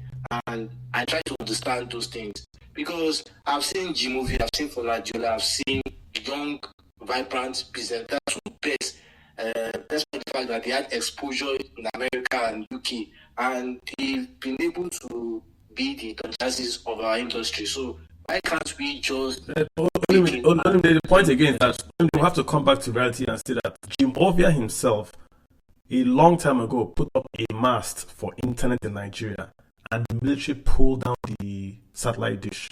They say it's for the same Jim Ovia. If he didn't have a strong heart, I know, but I'm just telling you. Imagine if, yeah, but the point is that, right? They pulled it down. They didn't understand what satellite dish was. They said a bank should not have satellite dish. That is for cool. So they pulled down the satellite dish from a bank in Lagos. Jimovia is strong, so he stayed. Today, Zenith Bank has progressed. This is the same point. But Carl, you see, you're just saying the same thing I'm saying. Because, see, despite the fact that he had pullbacks, that hasn't stopped Jimovia from investing. In fact, he has a heavy investment in real estate in Lagos. Yes. So, you see, the thing, we're seeing the same thing, and that is why I tell people that, see, despite because, see, Warren Buffett will say something that you invest when the spirit is hot, when it's red. Most of the investments I make a lot of money from is where... the point is that I want the guys... I'm saying... It's easy for people that have options. She has 2 passports. She can say, okay, yes, she can choose. But Olumide, is what she's saying. But Olumide, what she's saying is it what... I'm sorry if I spoke over you.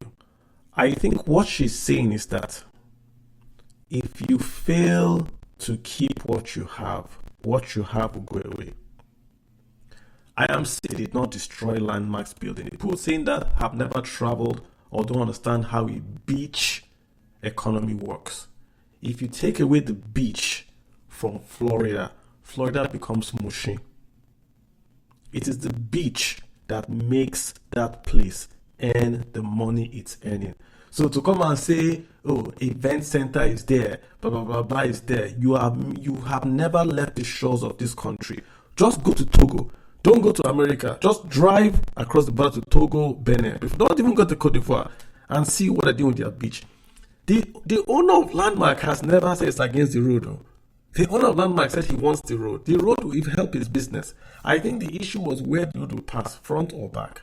They could have said that project a few miles down the road. Remember what I said, it's a coastal railway. It's supposed to have express road with less encumbrances so you can move goods freely and fairly. Again, let me just close with this, right? If where Landmark was where the Dangote refinery is, would we have bulldozed the catalytic converter of the refinery because we want to build a coastal road? We would not. We would have found a way around it. Yeah, but Carl, that's exactly what I'm saying here, that we should not look at the political implication of the fact that a business went wrong. Yeah, I feel very sorry for the businessman. What would the guy do now? After investing, I read the story. What would he do now? From UK, yeah. But the question here, the issue here that I have is that because we have problems, we avoid Nigeria. For me, I think it's from the pit of hell. Because if we keep saying that, because there are problems, we can't invest in the country. No. Okay. The same Jimovia you spoke about, the same guys, these guys have had their deals bonds, but they kept on perseverance. And that's why we can't leave the pessimism. What we just need to do is take advantage of opportunities. Life is not about risk. I understand that we lost, $100 million. $200 million, that's the valuation. If I had $200 million, we get you a 2-tier one bank in the Nigerian stock market. But the truth of the matter here is that, does that really make Lagos a no investment destination? The answer is big no. Big no. Gotcha. What we should really be working on is how the government should really avoid this kind of bad optics. Because the truth of the matter is that why I was so against this project, the only reason why I was really against, because it divided the country. You could see some people saying, "Oh, they brought politics to it. They brought different," and really, that's really discolored my own thinking about it. So I didn't really understand why the president was that. But at the end of the day, they had their own, and I understand. But I think our job here is not to demarcate the country. No, let her speak. Can I have a right of response? Sure. Okay. When you open an investment account, you do what is called an investor's profile, right? When I go, I write my profile, what I see myself achieving, what kind of risks I want to take and stuff like that. We all are different investors. I'm a rational investor. When I go to a market, I'm not going to say because my great-grandfather is from here, I'm willing to take that risk. No, I'm just a rational investor. And most people are. And when you guys say at Antigua, what they're trying to do right now, many of them have done their accessories and they've realized that many of them have Nigerian heritage. Right? So now they give contracts to a lot of Nigerians. They are Yorubas. They are Yorubas. They are all Yorubas. They are ethnically Yorubas in the Caribbean. Yeah. Ethnically. Yeah. So I don't know if they're ethnic people. Some say they're Igbo, some say that. No, they are. They Oni of Ife. Karaoke, they're singing whiskey, they're singing Davido. The Oni of Ife goes there. They do a ceremony in Cuba. The Oni goes there. He goes to the Caribbean. If you look at the DNA of slaves, right? The Caribbean are mostly Yorubas. In America, the coast of Virginia are mostly Igbos, Senegalese. Because these are companies that were exporting slaves. So they go to a particular place and they were exporting slaves to particular places. So you could tell the DNA flow. Angolans went to Portugal.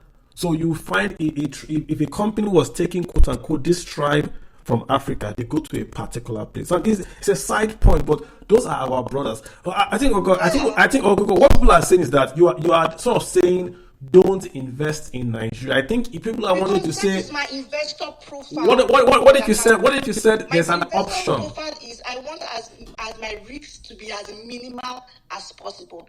I invest in the stock market. I'm an old. My husband calls me an old investor. I buy Walmart, Costco. Like those are my kind of investment because this is my investment profile. Probably Olumide is more risk averse, right? He's more open to the risk. He likes the exposure. If you like risks, go ahead and buy in Lagos. Everybody goes to the casino sometimes and throw their just try and see if they can win a couple of bucks. Me and my sister, we sat down yesterday and we crunched our numbers on the value of our land. We were saying, gosh, we've just lost $6,000 in a couple of years because we took into account the forex, how much we spent and everything. My sister was like, we messed up, man. We messed up. Imagine if we had used this money to put on a down payment for another Airbnb. Okay, but let me just make this point again. You are talking. It's not the market. It's my investor profile. So you are saying. So just to be clear, it's different from mine. You are saying for the diaspora out there, you are saying Antigua is an option. It's an amazing option. Go visit the country, and if you have.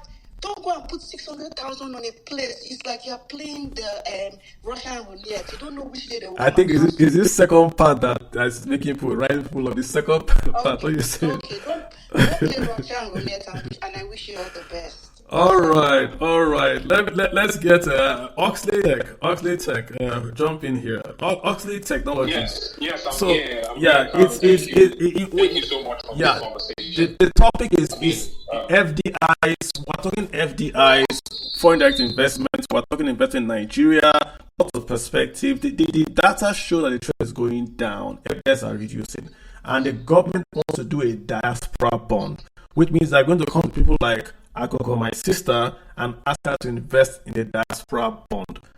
What's your take? If the government came to you and asked you to invest in a diaspora bond, would you invest in that diaspora bond to invest in Nigeria? Okay, well, thank you for this opportunity. I'm going to look at the numbers personally.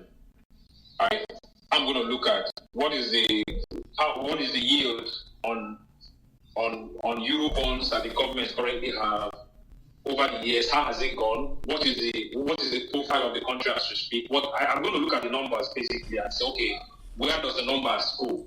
And based on that, based on the economic reality of the country as we speak, that's what's going to drive my either to buy in or not. But having said that, I think I also want to weigh in on the real estate FDI side of things, and I'm going to speak to my personal experience, which is I'm taking towards what the other lady said, which is look at everything is not patriotism is good, right? It's good to promote one's country, but it depends on what drives you in terms of investment. Are you in it for profit, or are you in it to help the countries? Most diasporans, wherever they are, people throw their money down to Nigeria, sometimes not necessarily because they want to make it, but they just want to help the country. Let's help the homeland. The homeland. Everybody thinks about that, but it depends on what drives you. Personally, for Lagos, right? It's quite risky. I understand where Lumide is coming from. Patriotism now. Oh yes, that's good. But it depends on what drives you. Lagos is quite risky, and there are a lot of bad actors. There are a lot of let's say the truth. We are a country where there is rule of law, right? Rule of law is not, it doesn't look at who you are and what. So there are a lot of bad actors, even in government. People say things and tomorrow they change. Do you understand? So that is what investors look at. Are you static?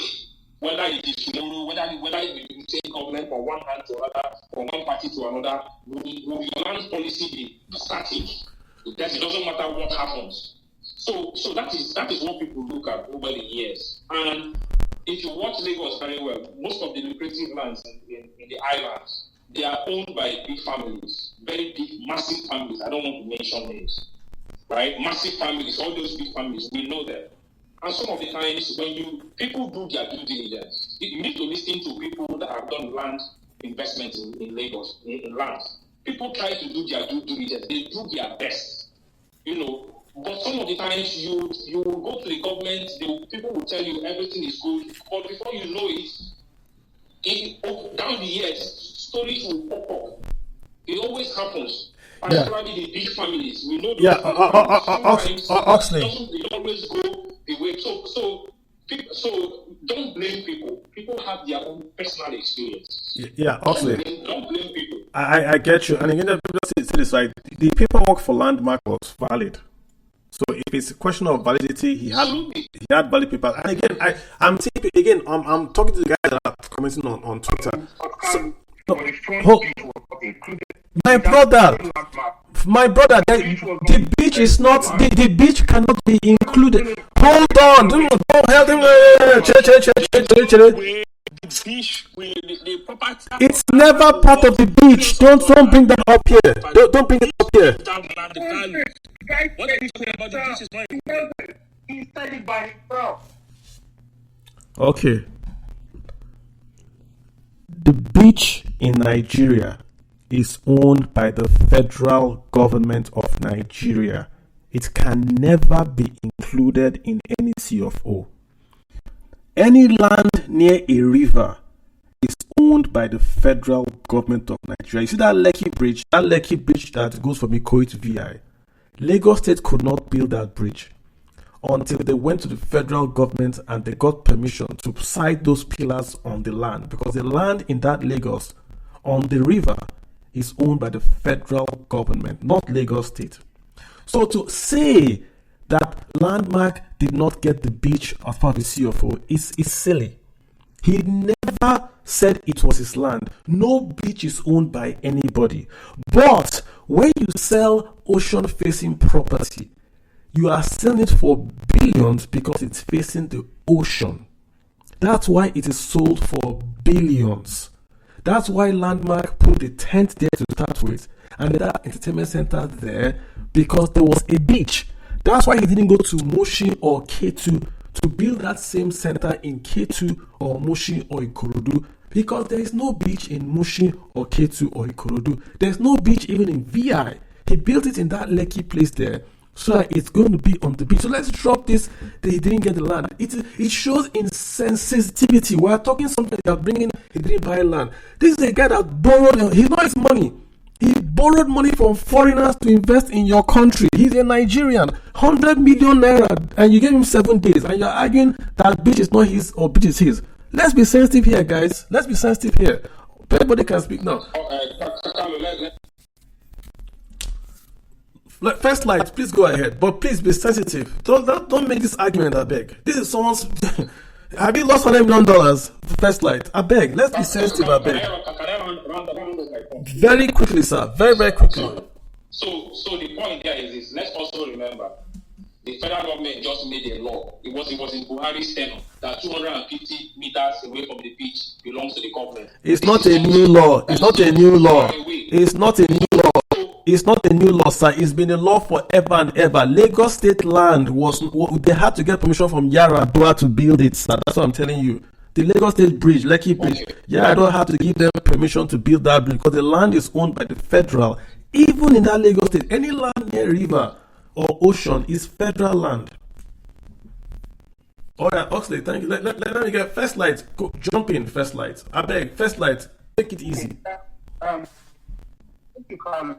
You see, Kalu, I'm sorry, maybe you got me wrong. You see, Ogogo said something very profound, and let me tell you what she said. Due diligence. Even if the coastal rail did not happen, a co-Atlantic land capturing is going to grab landmark. True or false? False. Even if the coastal rail did not happen. False. Because they're still feeling. Pardon? False.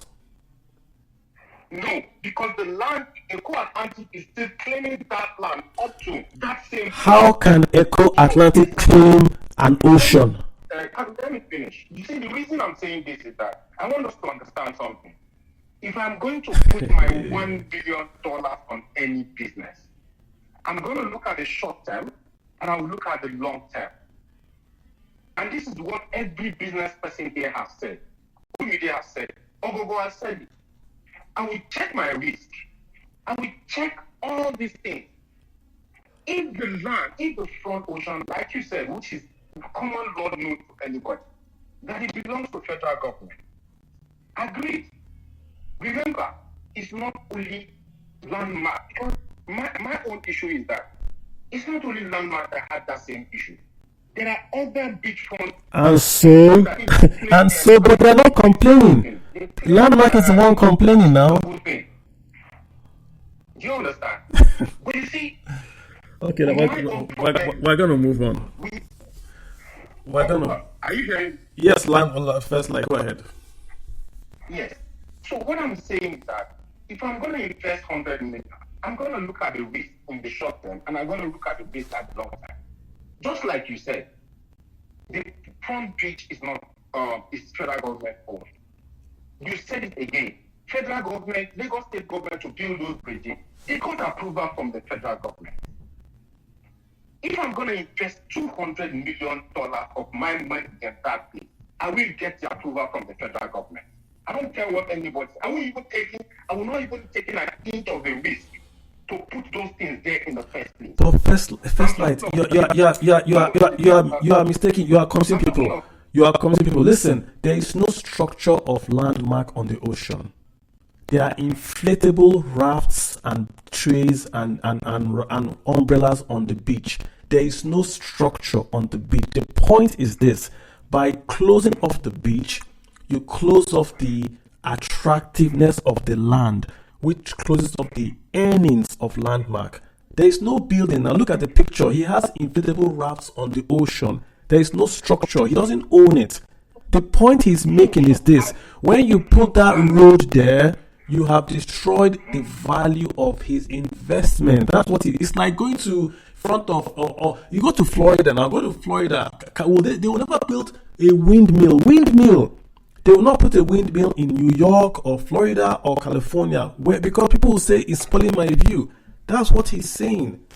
It's not. He didn't put any building there. We have to move on. It's not about landmark. What I'm saying. If I am going to risk $100 million of my investment, and I know that in the long term, I will have problem with a certain part of in front of that view.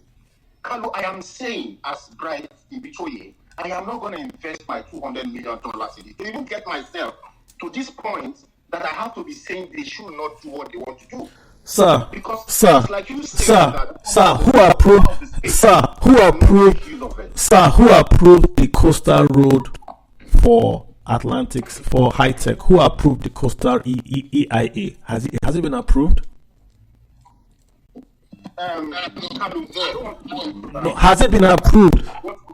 We are raising issues about investment. It's not been approved. So what's one? So if you are the one bringing the point that he has to do his due diligence, his due diligence shows there's no EIA. You can. That's what I'm saying. All right, let's move on. So let's go. I'm not talking about the Costa Rica. I'm talking about my own $200 million investments. All right, I agree with you. I will do anything to prevent my 200. Okay. My 200. I think the conversation has changed. Yeah, I want to get back to FDIs. Let's get Kenny. Just 1 minute. I think you see the key thing here is that you know, I'm not blaming the businessman. I'm not in blame game here. The key is that because we have issues with our country, we have such discrepancy between the government and business community, doesn't mean that Nigeria is a non-investment destination for Nigerians in diaspora. What kind of optics is that, for heaven's sake? The fact that even as a point of option is embarrassing on the space itself. Because, see, I can tell you for free, every country has unique issues. I'm not defending. For once, I have critical issues, even around real estate in Nigeria. But I've looked for options that I'm comfortable with. That's what the space is all about, enlightenment, how we can mitigate risk and ensure that we don't make mistakes. It's very unfortunate. Nobody's happy about what happened to the businessman. Let's be honest with this thing. So saying that the businessman is wrong is wickedness, and saying that the government should just... But the truth of the matter is that it doesn't take away the fact that Nigeria has a bright future. And we need to look at how we can place those bets. Because when we talk about these things, it just amplifies conflicts and unnecessary argument. What we should be looking at based on the argument is why is like for FDIs and for the real estate as a whole. Let's just move on from landmark. Yeah. Because the market trap you get on those houses are not reality. They are not real. I live in Abuja here. I was once trying to bring in an investment into Nigeria. And let me tell you, I've been trying one now. The only reason we did not get it because most of the land for real estate here, they don't have the CFO. And even when you get the CFO, right? I have a friend just on your way to the airport, right? They're building a hotel, a 5-star hotel. And one day FCDA came in and said he has encroached into a 7 inches of land, just like the one in front of the local airport in Lagos. And then something happened. They couldn't finish that project. But let me tell you, after that, the guy had done other businesses in Nigeria. And I will tell you for free, if I'm going to, and that's what I want all of us to know, whatever you're going to invest in, Nigeria still remains one of the best destinations for business. It's another person's opinion, but this is it. Also, apart from you, like a real estate guy, the guy that spoke earlier, like somebody, like he said, if you're going to invest in everywhere, can you check what is their law says in those places? Can you please not even for an inch violate that law? Because we all talk about rule of law here. Those places were mentioned. The things the people do here, they cannot do them in those places, right? For Dangote to build his refinery, he chose a free trade zone. He didn't just choose any place. And just like we said, he had other options, but he chose that place because he knows that place is well protected by law. And I want all of us to know that Nigeria is still a business destination. And apart from that, let's go into so many other things that are happening in Nigeria. I mean, I was so happy today when I listened to a guy talking about plane hangar where they can manage and fix aircraft in Nigeria. These are things we don't hear before. I am not here to sell any government, but let me be honest with you. If you're going to put $1 million in any business, please, I beg you, in Nigeria, never you for any reason not getting an appropriate document so that even at the end of the day, if the thing did not go well, you could sue the channels and you could get whatever you can get hold of your businesses so that at the end of the day, you will not need to regret it. That's just what I want to say. But saying that Nigeria is okay, I think no for me. all right. Okay, guys. So, guys, just going forward, that's the last closing on landmark. Let me just make this point again, right? It's very important we do not. Let me choose my words very carefully. Our reality. It's very important that we listen to the reality of everybody. You don't know the reality of the person you are responding to. If we bring people that have, everyone saying in Nigeria is a good investment destination. On what basis? Give me the basis. If I run the figures down for you, I posted a trend yesterday because I wanted people to read that trend and ask themselves a question. If Nigeria is an investment destination, then why are the foreigners leaving? The data shows that from 2014 to date, FDIs have fallen. But we are here saying that Nigeria is a good investment decision. Are we saying we know more than them? If we know more than them, why are they not bringing their money in to the country? The data is there. Look at my pinned tweet. You see the data of FDIs. It's falling. Stock market, the foreigners have gone. Nigerians have come back. We've raised rates. Money has come back in on FPI. But are the foreigners back in? So the data should speak to us that there's something wrong in the country. Why are foreigners not coming to before last month we were the largest economy in Africa. We are no longer the largest economy in Africa. So why are the investors not coming? We can't cover it up by saying you must love Nigeria and support Nigeria. It doesn't work that way. We have to ask those questions. Yeah. 100%. Okay. Okay. What's the difference of what I was saying is that we have to also look at the numbers. That the Nigeria are still making opportunities. You said something. FDIs and FDIs have reduced drastically. But last year alone, Nigerians made 11 billion on the stock market. This 4 months alone, Nigeria made 18 trillion naira in the stock market. It wasn't good, Carl. Yeah, if you go there, the American stock market is beating the Nigerian stock market. The FTI, VTI is beating Nigerian stock market. And America is supposed to be a slower market because it's higher base. American real estate is beating Nigerian real estate. If you invest in American real estate, it beats Nigerian real estate. The best two investments in the world, over 10 years, over 5 years, if we measure by ETF, is American equities and American real estate. Now, commodities has come into the picture, commodities. So even if we use that ranking, even if you have money to invest, you have $1 to invest, America is giving you 5% on your $1, guaranteed by the federal government, absolute guarantee, up to 250,000 naira, a dollar, up to 250,000 dollars. We're supposed to be better than them because they have a mature economy. They don't need money, we need money. But they are beating us. So I want us to look at the numbers and get back to the question. Is Nigeria still a preferred destination for foreign direct investment? Notice I didn't say FPI. I want FPI, the long-term one. Tallman, we've got Tallman 04.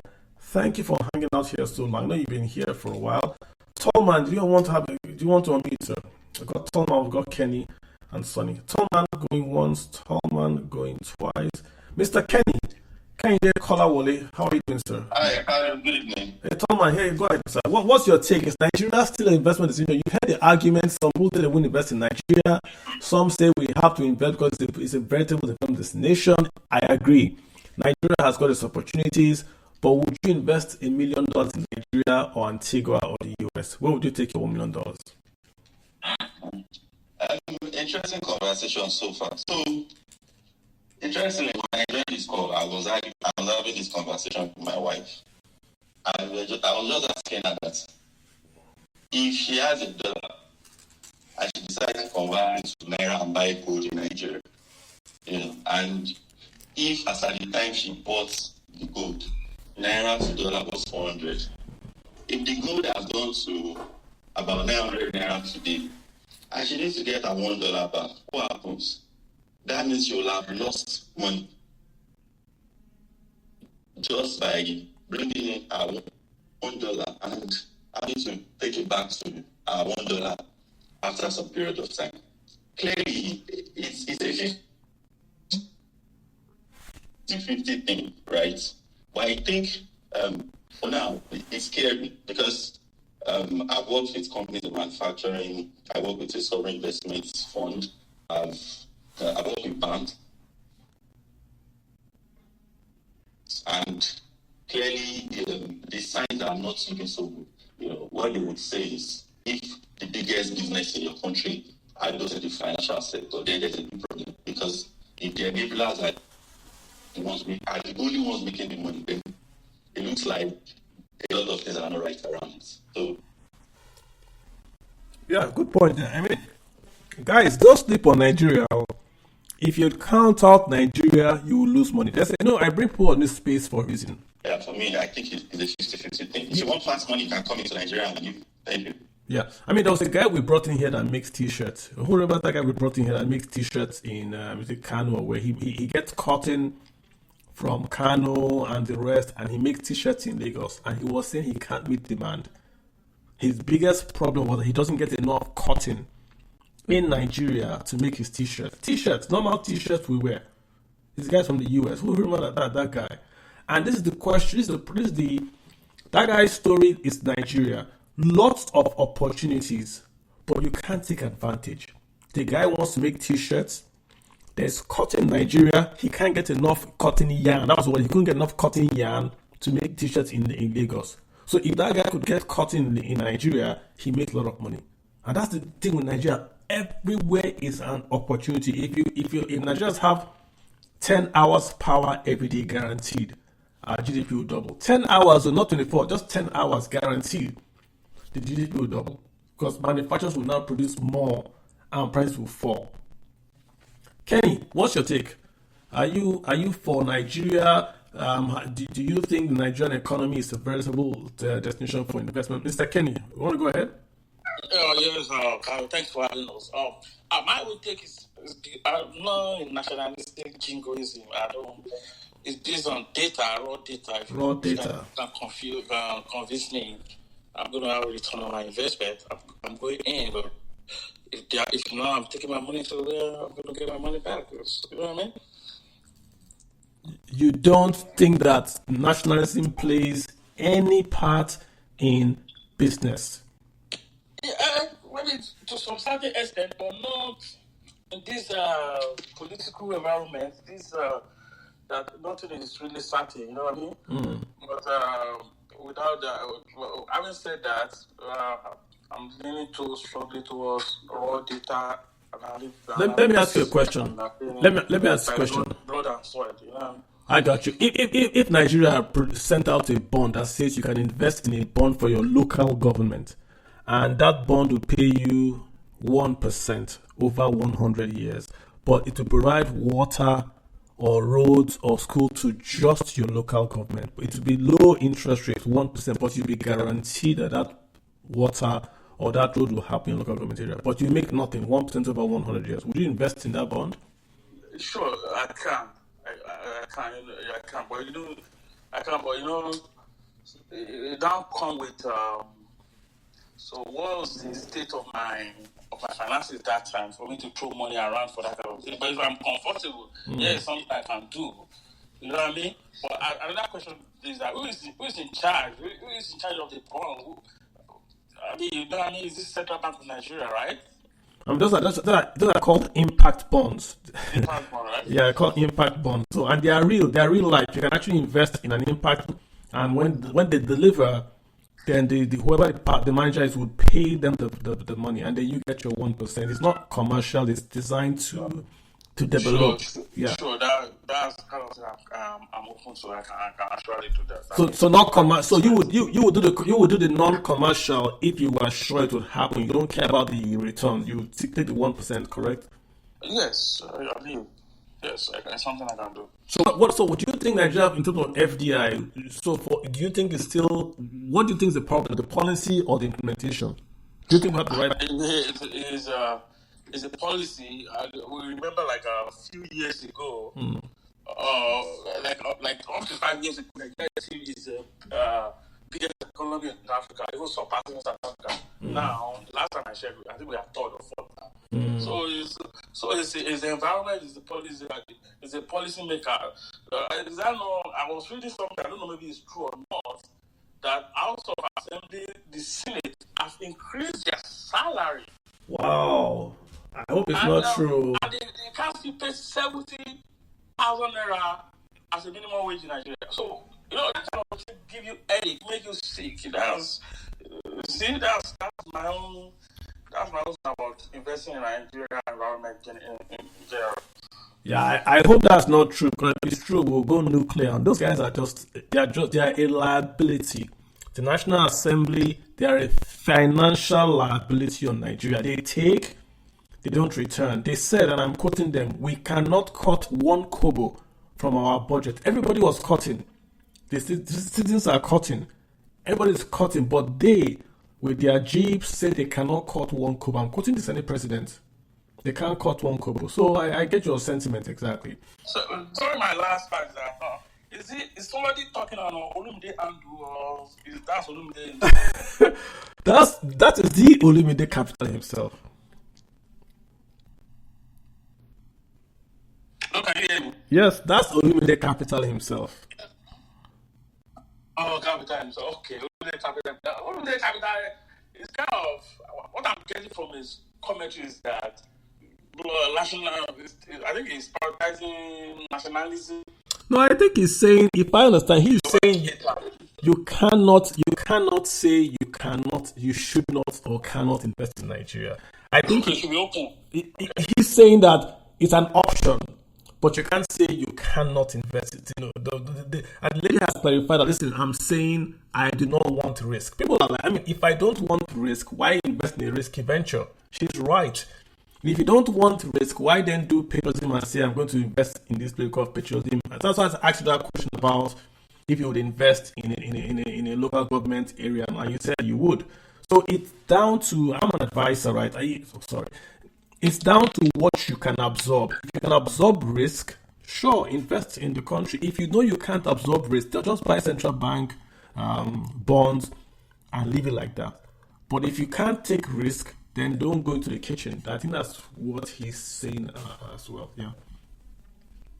Makes sense? Okay, thanks, Kenya. That was Tosi. Mr. Tosi Oluwagbenga, how are you doing, sir? Yeah, I'm good. Thank you. Tosi, you've heard the conversations. Gaduka, I'm coming to you. You've heard the conversations. Olumide, Agos, and you heard everyone speaking. What's your take on this? Nigeria's FDI is falling. That's not an issue. It's falling. Why is it falling? Everyone still thinks it's the implementation. What's your take? Is Nigeria a good destination? Would you invest in the country, diaspora? What's your take?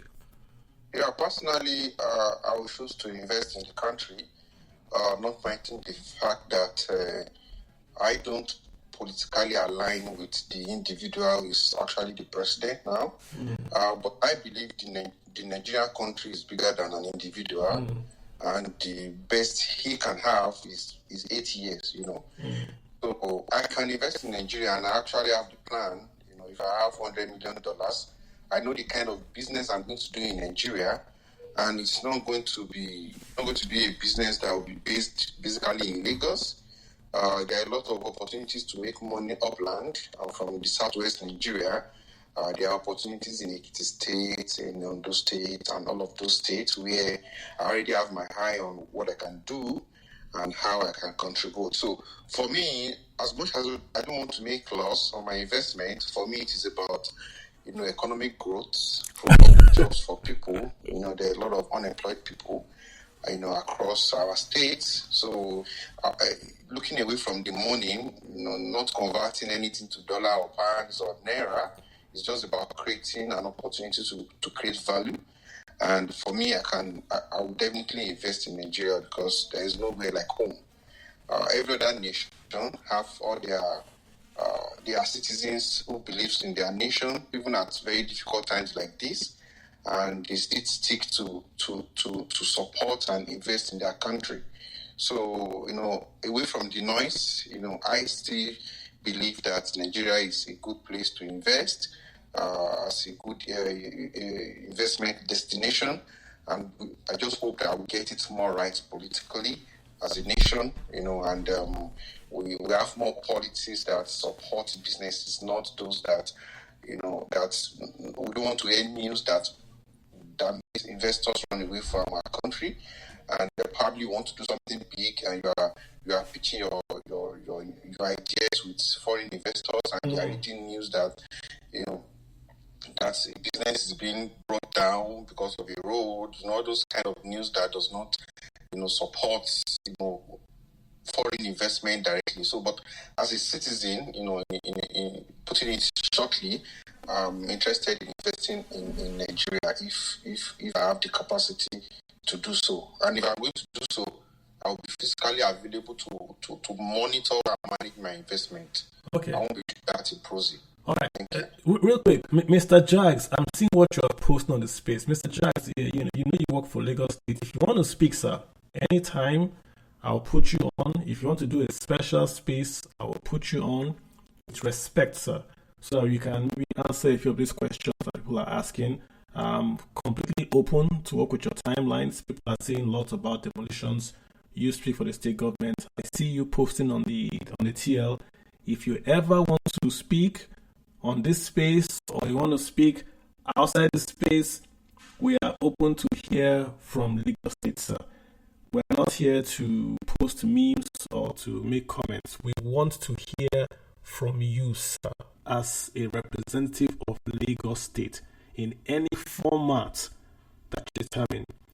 Respectfully. There is no getting you, there is no abuse on my child. So, sir, you don't need to post memes or post this one or post whatever. We get it. I live in Lagos. I'm from Koshofe. The floods in Lagos are bad. I went to Lagos. The canal, there's a canal between Maryland and Ojota. When I was growing up, that canal, the entire under the bridge was green. It was a mangrove forest. And that canal goes all the way from Ojota. It goes into Okwebi, and it just keeps on going. That whole place was green, like a mangrove forest. I went back this year. There are houses there. So between Ojota and Maryland, that whole canal, it's like a natural canal. There are houses there. Those homes are illegal. Clearly, they are illegal. Also, if you are driving to Ojota on the right-hand side of the bridge, where you are on the side of the lagoon, I think it's the lagoon, there are homes there. People are sampling that waterway and building. All those homes there are illegal. That's Koshofe, they are all illegal. So if Lagos State goes there tomorrow and demolishes, people will say, yeah, 2 hours. Sir, we get that. We completely get that. I don't think anybody really is against what the Lagos State government is doing in terms of sanitizing this area. I think it's the way they are doing it, sir. So don't worry, sir. I'm not here to attack Lagos State or to no. We want to hear what the methodology, what is happening, how they demolish, should they give notes. That's what we want to hear, sir. So that people that are listening abroad in Nigeria have a better understanding. So don't worry about it, sir. No need to defend. Just say, even if you want to send me the prepared documents, sir, give it to me. I will decimate it as you gave it to me. And this is from Lagos State government. We're not here to pull Lagos State. We're not here to... No.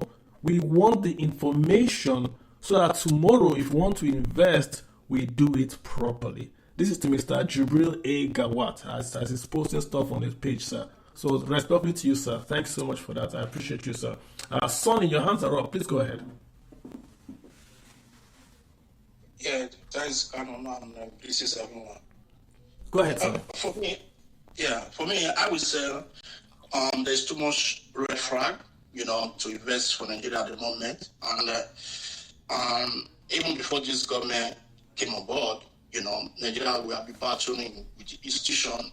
I mean, we don't really have that strong institution, that can able to do its work diligently, but we have just like someone, you may have a property, a plot for any part of the states in Nigeria. One day the governor will just come up and say, you know what, we want to use it, So, I mean, we really lack institution until we start having a strong institution.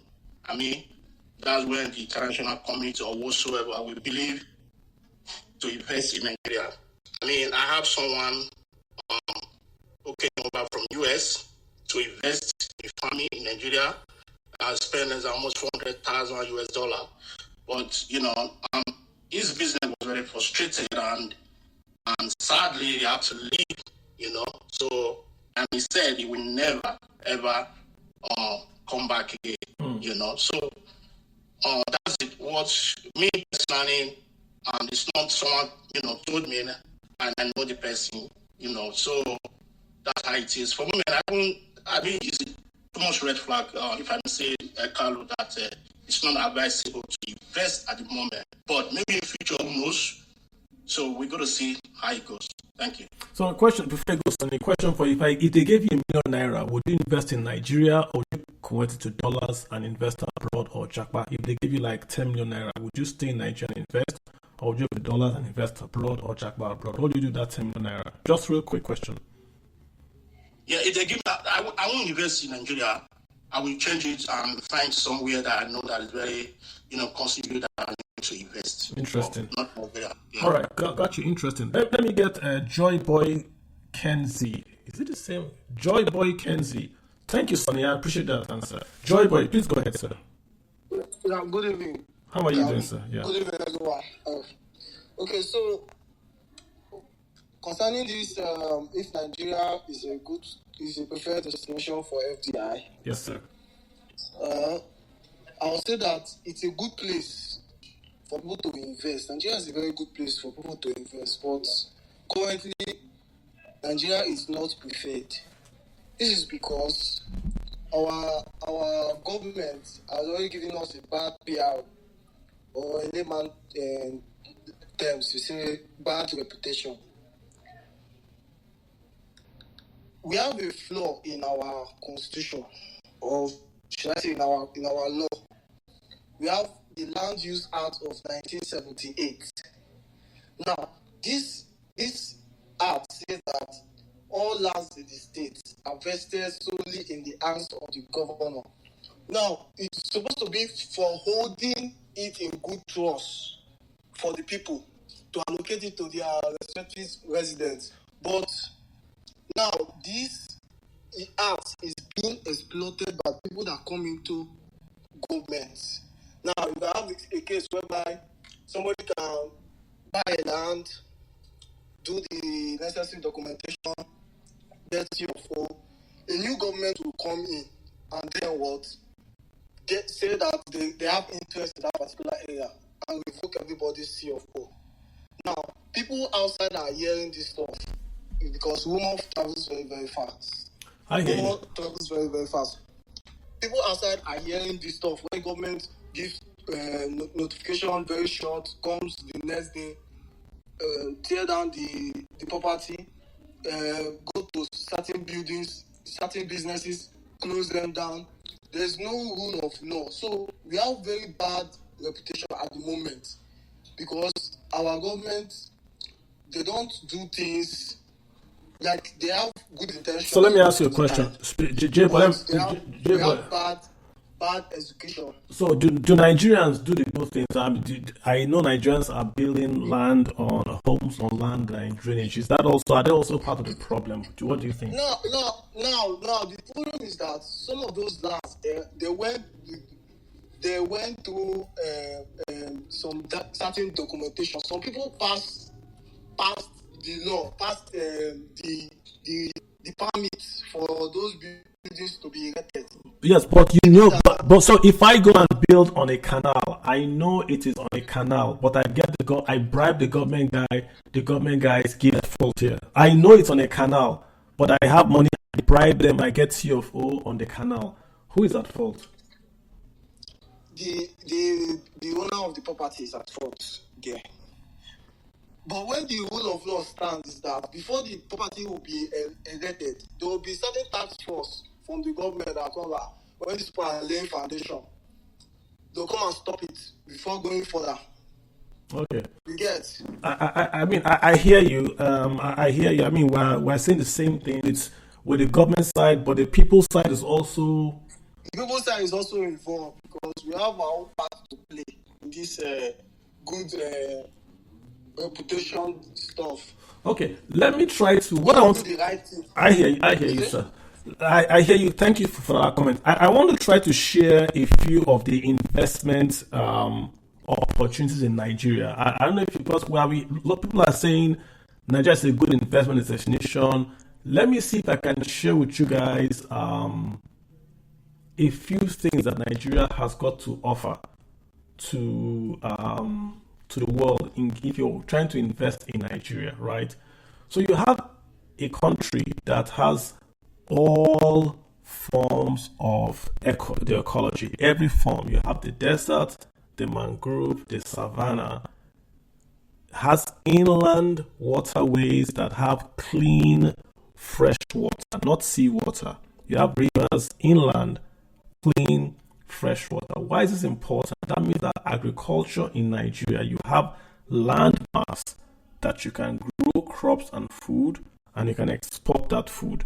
One of the biggest growth of exports of business in the world right now is basically leasing out your land to be used to grow food to export to countries that do not have the vegetation to grow land.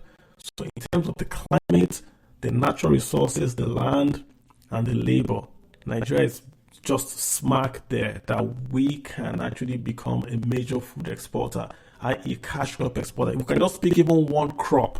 We can pick soybeans and we can export soybeans to China, and that would create millionaires for the farming class in Nigeria. Brazil did it. Brazil exports tons and tons and tons of soybeans from Brazil to China, and they've created billionaires just from that soybeans alone.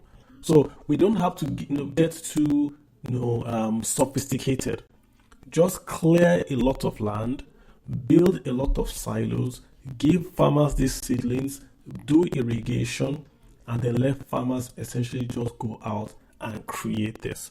Number two, we have a population of youths. Well, Nigeria is one of the countries where you have more younger people than older people. There are more than double the population that are below 16 than are maybe above 50. So you have a young economy that the youth in Nigeria speak English. They know the internet. So if you come and cite an industry here, look at Thailand. I spoke about Thailand 2 weeks ago.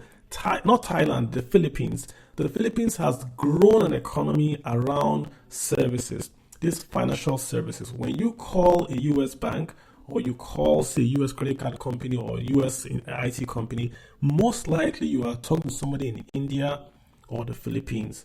Those jobs are massive, millions. The unemployment rate in the Philippines is like 4 or 5%. 4 or 5%.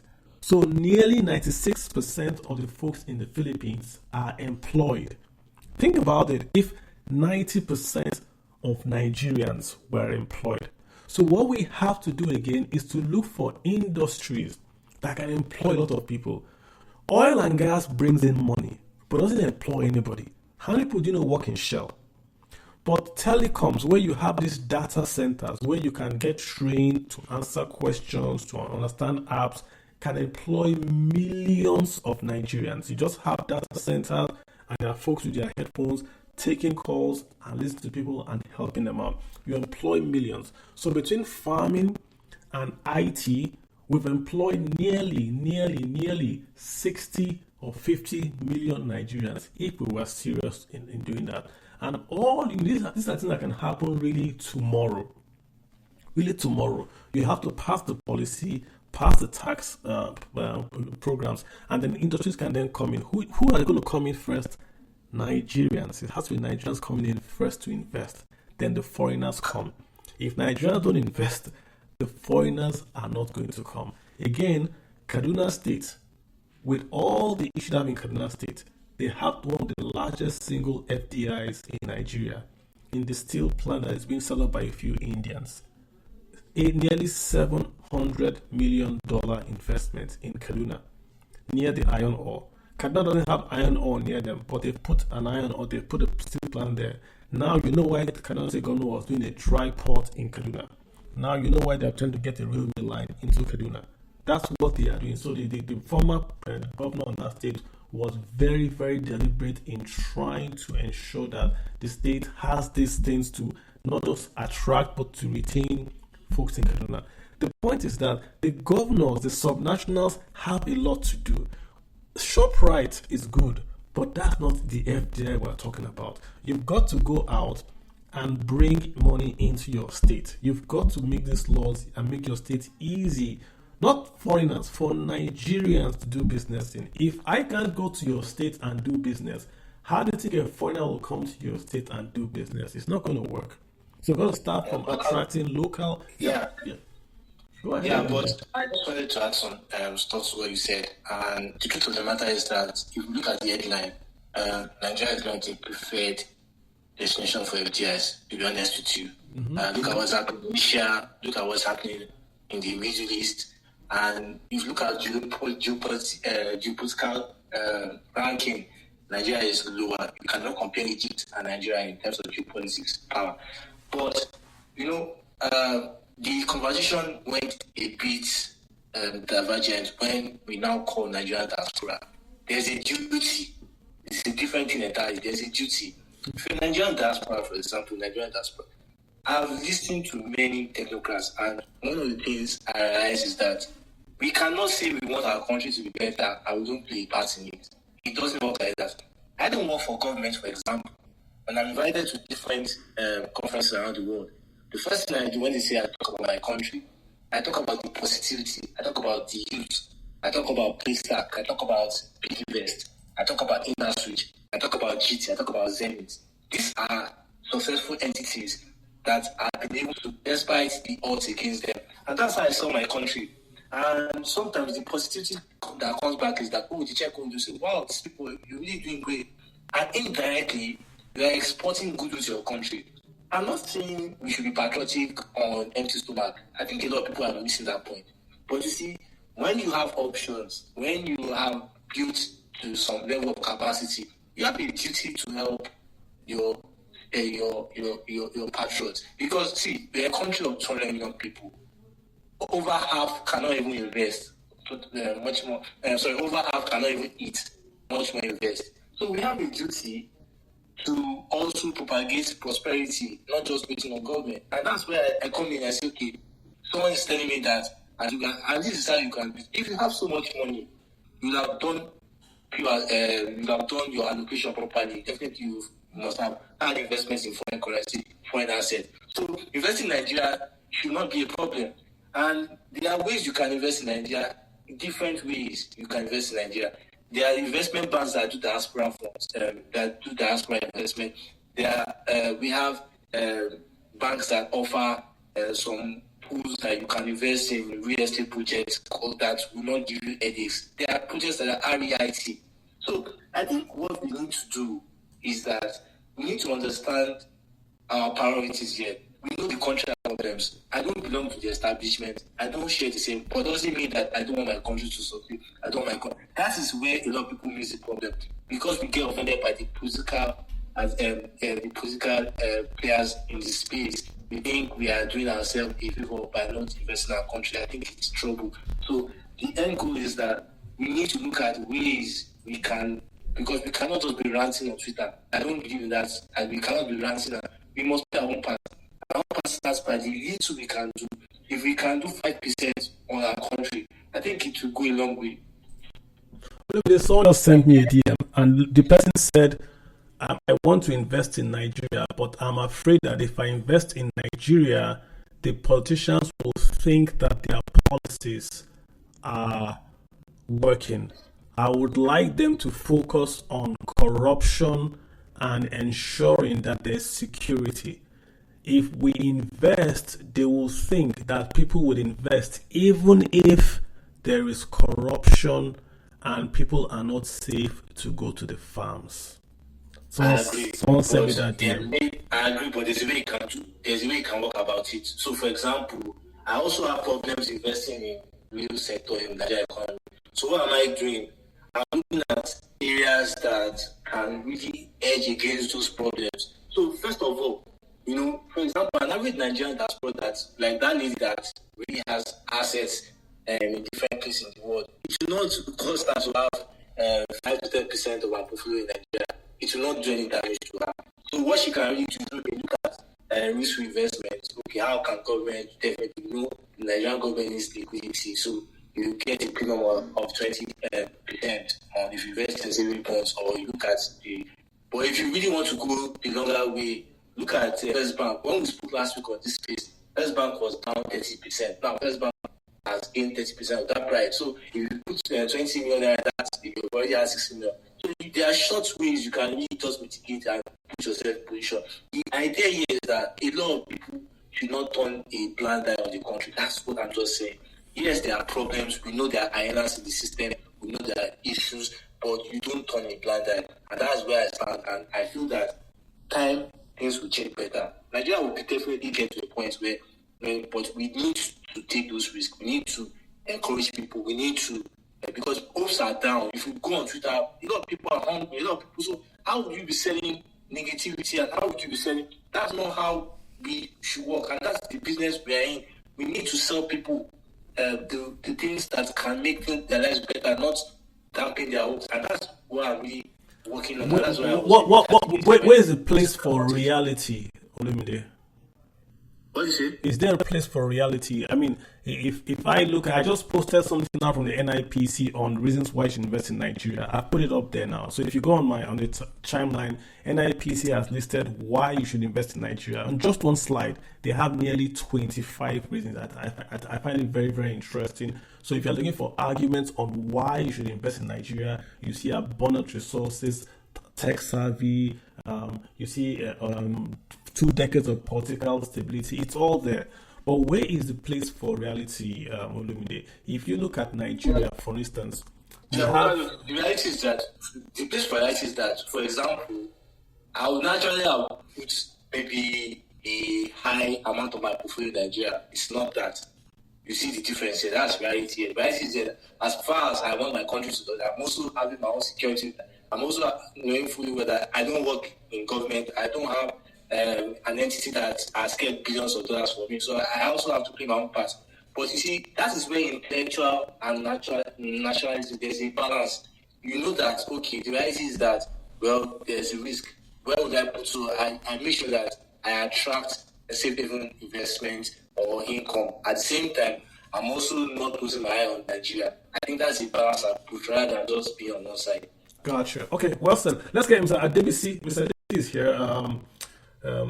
Adebisi, lover of God and truth. Please go ahead. What's your take, sir? We're talking about FDI.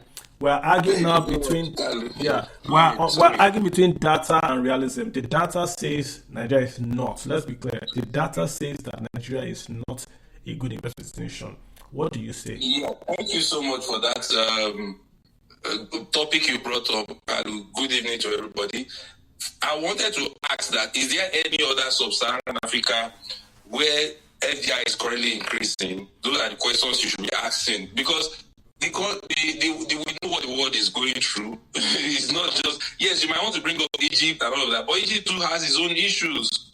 You know, Egypt too has its own issues and all of that. FDI is going up in Cote d'Ivoire, it's going up in Ghana, not in Ghana, Cote d'Ivoire, and is it Namibia and Botswana, Congo, Kenya.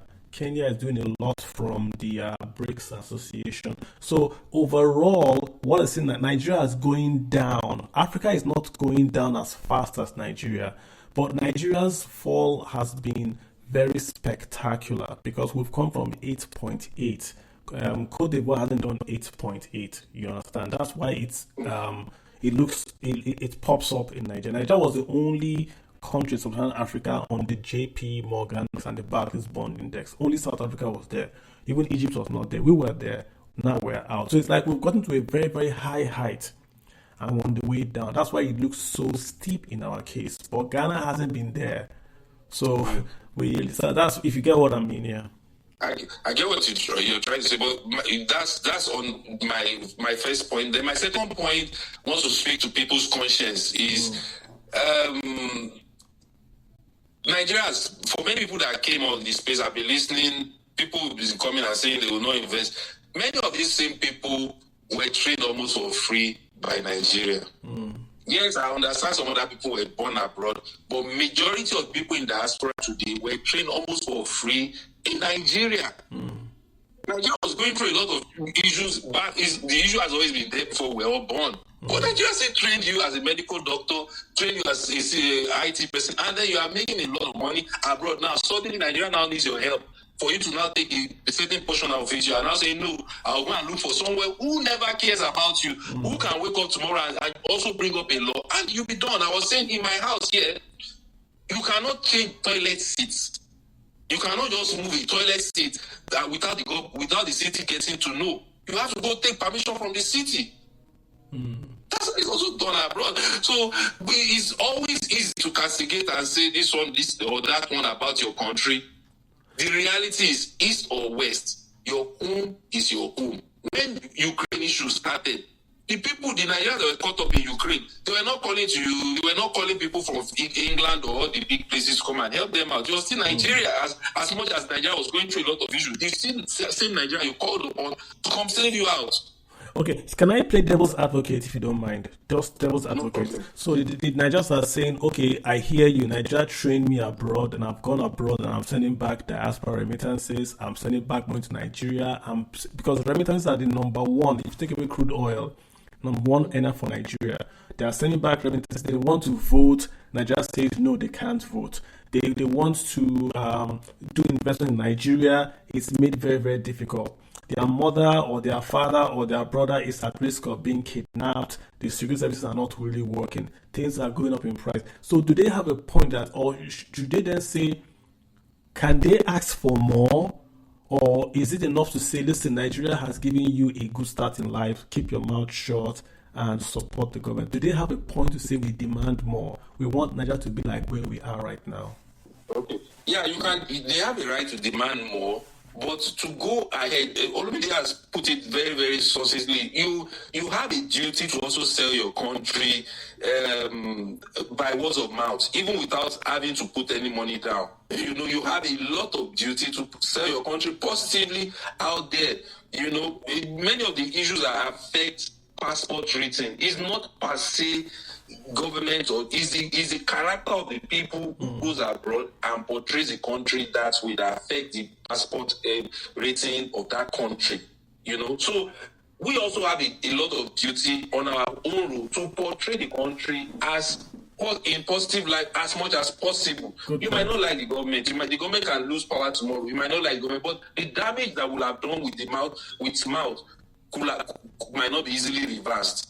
Good point. Okay, I hear you. I think thanks for taking my question and the back and forth. I think I just tried to give a lot of balance there. Mr. Thank you so much. I want to bring on Satoshi, everything Satoshi. And because Satoshi, I wanted you to talk about this crypto ban. Let's call it the crypto ban, not just the crypto ban, national security ban. Do you think that affects FDI? Let's keep it specific to if you think that affects FDIs. Everything Satoshi. What's your take on that? Are you hearing any negativity on that ban on the FDI flow to Nigeria? I can't hear anything. I'm just going to drop and come back on, please. Okay.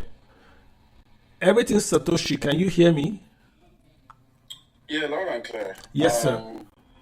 I actually want to. Okay, are you done with your question? Yes, sir. I wanted to give us that sense from the crypto. If you can have your own comment, but if you could also give us that sense of that Twitter, that crypto angle. Has the ban on crypto and all? Is it affecting any? Does it have an effect? Okay. Okay. I think I'll address your issue so I don't lose my train of thought. So to address your issue globally. So that we just zoom out a bit. The pinnacle censorship is coming from for crypto, at least documented. It's no longer conspiratorial. That the fight for privacy is conspiratorial. It's now documented from the FBI, the NSA, all of these three-letter organizations that to use crypto, you must KYC, right?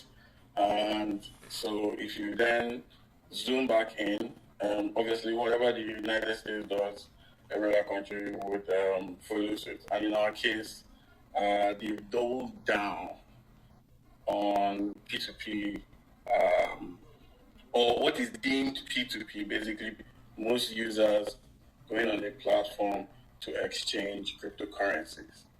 And they've done a good job at threatening to basically stop people's businesses that allow for that to keep going on, right?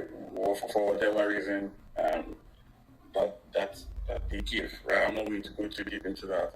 So the consequences, obviously, privacy issues, like you've mentioned, they want, it's all about control. That's the TLDR, for how I always put it. They want to they want to have UKYC. They want to know your information. They want to know who is moving what. And a lot of people who are in the crypto space were unfortunately, for some of people that are not very transparent, new, with not a lot of information, were somehow sold the information that crypto is not censorship, or is rather censorship resistant, right? That it can, once you hold crypto, you are immune from tyrannical attacks. And that notion has, like you're talking about reality has dawned on most people. So I, on the other hand, will say that because most of the users of these technologies on an application level really don't understand what's going on unless you work for these maybe fintech or crypto platforms. You might not really, you might think that, I think the best way to put it is technically the law is not implementable, right? It's only implementable if you are using centralized crypto exchanges. But if you know the inner workings of the protocol itself, for which the one I show, that is truly censorship resistant. Please forgive my dog's sound. That is truly censorship resistant. It is Bitcoin, but the sad thing is, majority of the population is not there yet. I got you. Information arbitrage. They are still using centralized. Sorry, did I get the feedback? Were you trying to say something? Yeah, I was just trying to say. So, do you think it's a net positive for FDI or net negative? This ban on what do you think? Do you think it will have a major effect?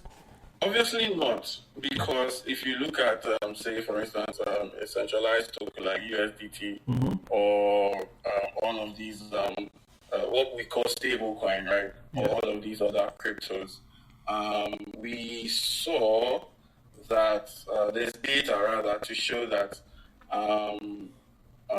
foreign diaspora funds, right?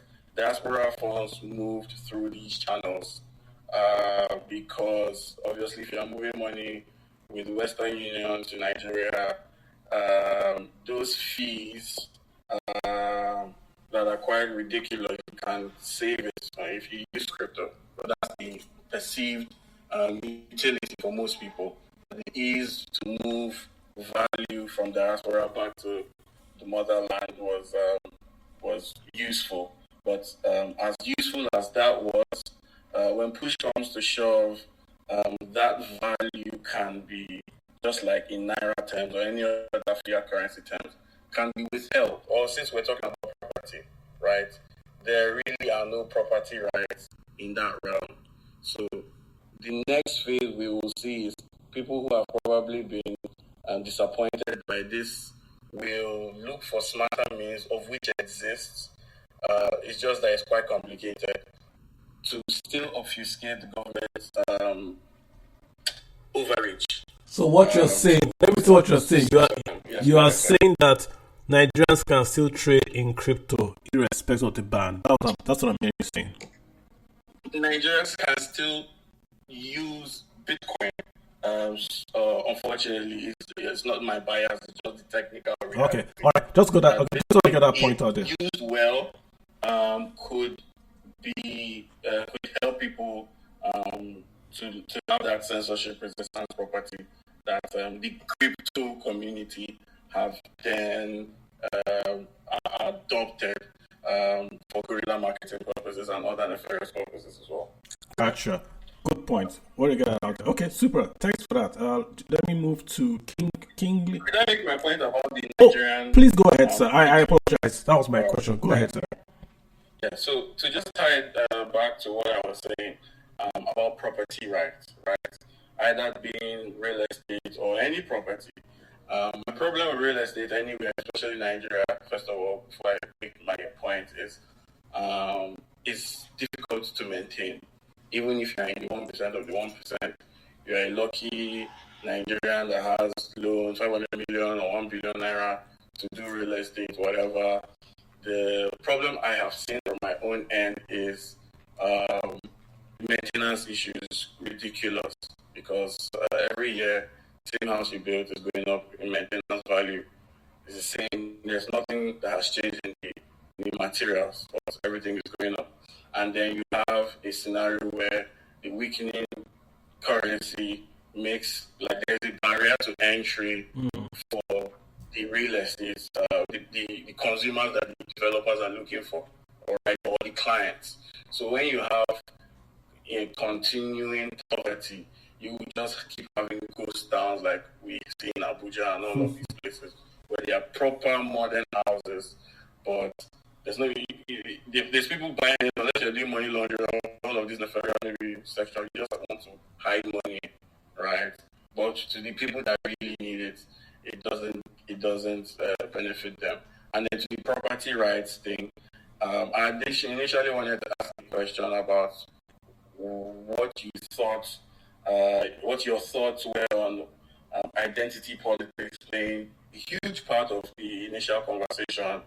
And I'm not really going to go into that so it doesn't spiral into another conversation, but there are no property rights in Nigeria, and that is a reality, like you have said, Carlo.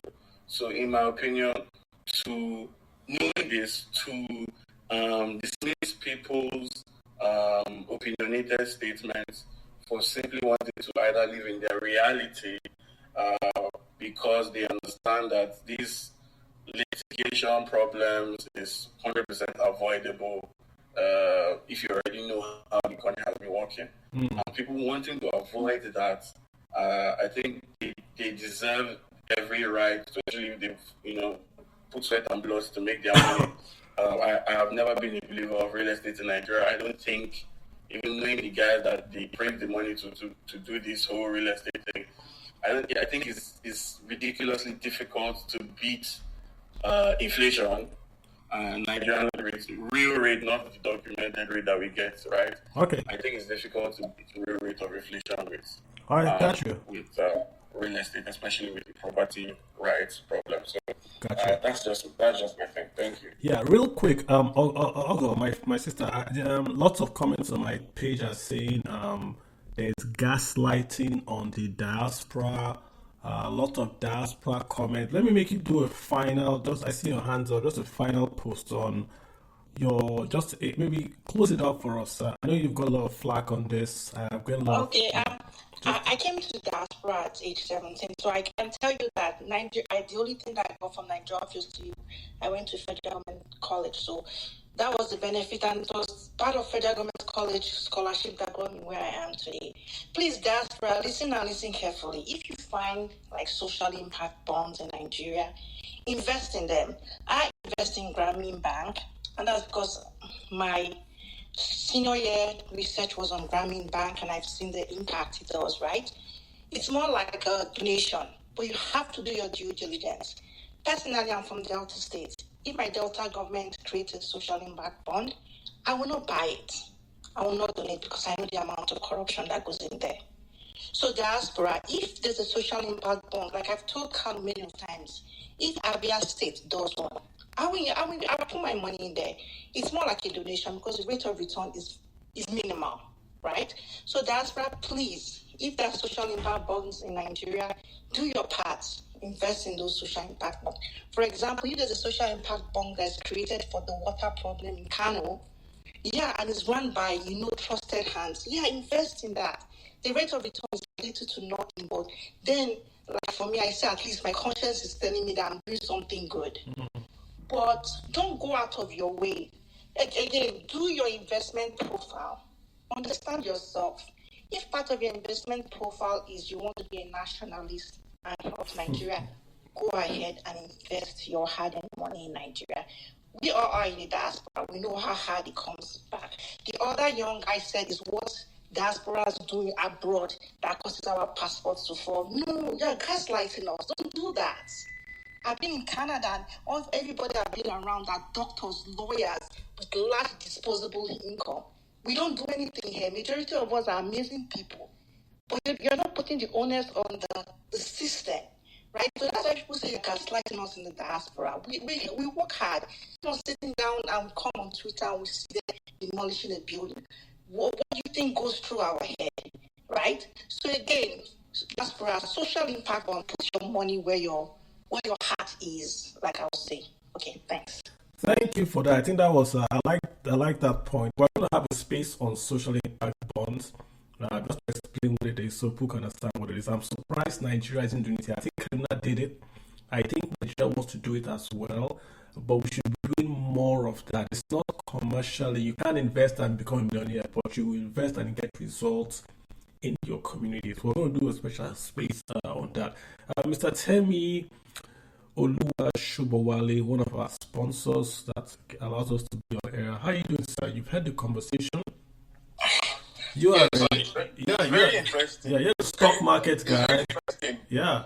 So I've heard the social impact bit, and I think for me that connects with me a lot because when we think of FDIs and inflow, sometimes we should think of impact first before the commercial returns for us. Yes, because again, sometimes some of us do a lot of CSR and things on our own, and we know the impact some small things do, right?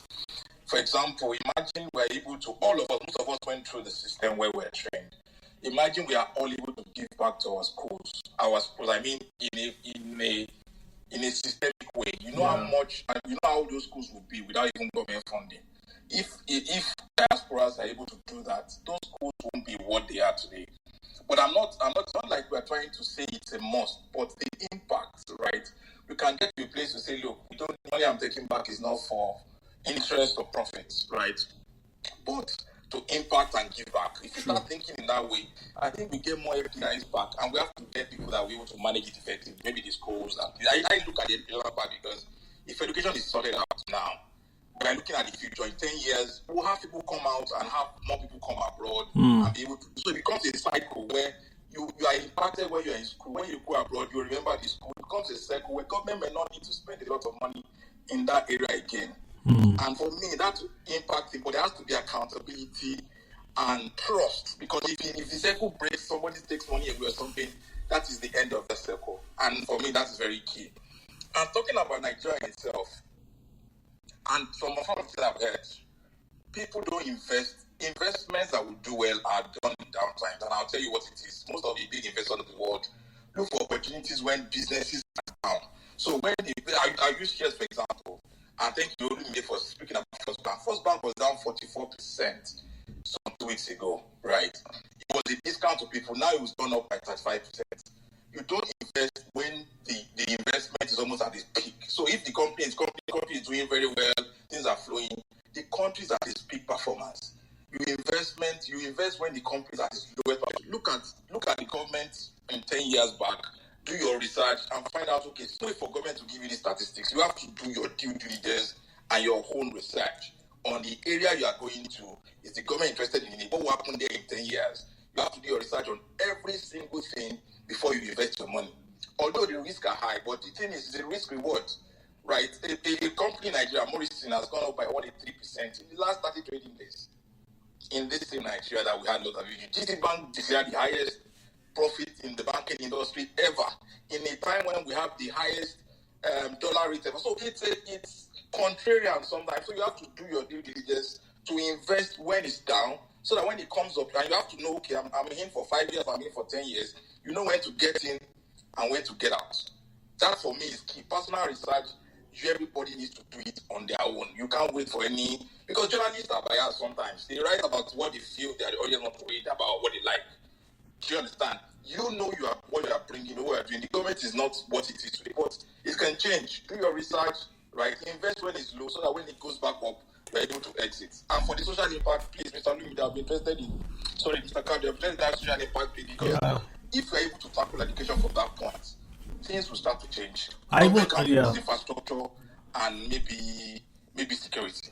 I think we should even convert the diaspora bond to a social impact bond to allow the local government and states issue those bonds directly, so that Ohafia can issue impact bond. I can invest in Ohafia, and the way it's structured, people will think they're going to steal the money. They can't really steal the money in the social impact bond. It's the way it's structured, and they only get paid when they deliver. So you invest, but they don't get the money till they deliver. So you can say, for instance, I want to build a school in Ohafia and I want to use a social impact bond of $1 million. I invest in that $1 million. The guys on the ground in Ohafia will then build the school. It's only when they build that school that the bond is released to them. So you can see everybody has to perform. They know that there's... We use local, sorry to we will use local people, so people that of course around that place are the ones that will do the work. So if your child, for example, your child is in a school, right, and you are the bricklayer, you can't afford to misbehave. It's become the community policing kind of thing. That's where we're going to with that. So if we do that, then there's a bit of answer of planning. You go and invest in your local government. There's more time in, but it's a corporate bond. It's a real bond that is going to be quoted, but it's a local bond owned by the local guy. I think we have something there. I'll talk about it. I'll get that space up and running. Kingly. Thank you, sir. King Chukwuma, so super kind of breed. Guys, we're going to round down. We're almost at the end. So we're going to make sure you guys are here to speak. Just keep it short. I'm so sorry. Keep it short, and then we'll just see if we can make everyone, and then we'll close out. Go ahead, sir. Thank you for finally getting to me. Sorry about that. I think what I just have to say is that I've heard different sides of the conversation, and they are very interesting. But I think one major thing is that there are reasons for FDI because the topic is Nigeria still a preferred destination for FDIs? And if you are talking about investment, foreign or local investment, it basically lies on the person doing the investment for the cause. You can be doing it for social cause or you can be doing it for profit. If we're talking about the profit, then it's a total different game because, for example, there are certain things that we are trying to bring, and it's crazy, but there's some certain news you just see from Nigeria, and you're just wishing that certain people you are talking to are not actually watching that news, because how will you then explain to them how safe their investment is going to be? So I think for that part, it is. I don't know everybody's opinion, but I think for me, if it's for profit, it's not really attractive. But if it's for a cause which I am passionate about, yes, definitely. Yeah, you might want to pay back and try to change your country or do better for people. But that is not for profit. That is just you trying to go fight a battle and hopefully you win.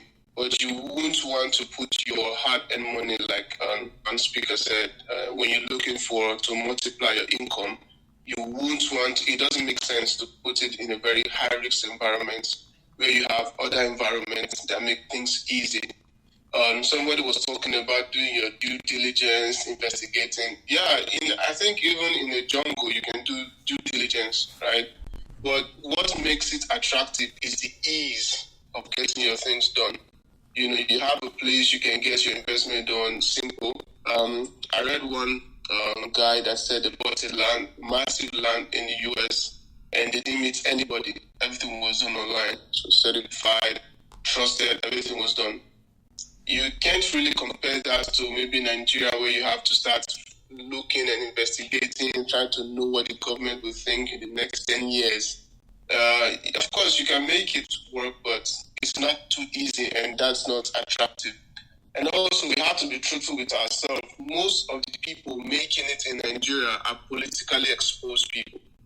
If you are not aligned with one party or the other, you will definitely have issues along the way.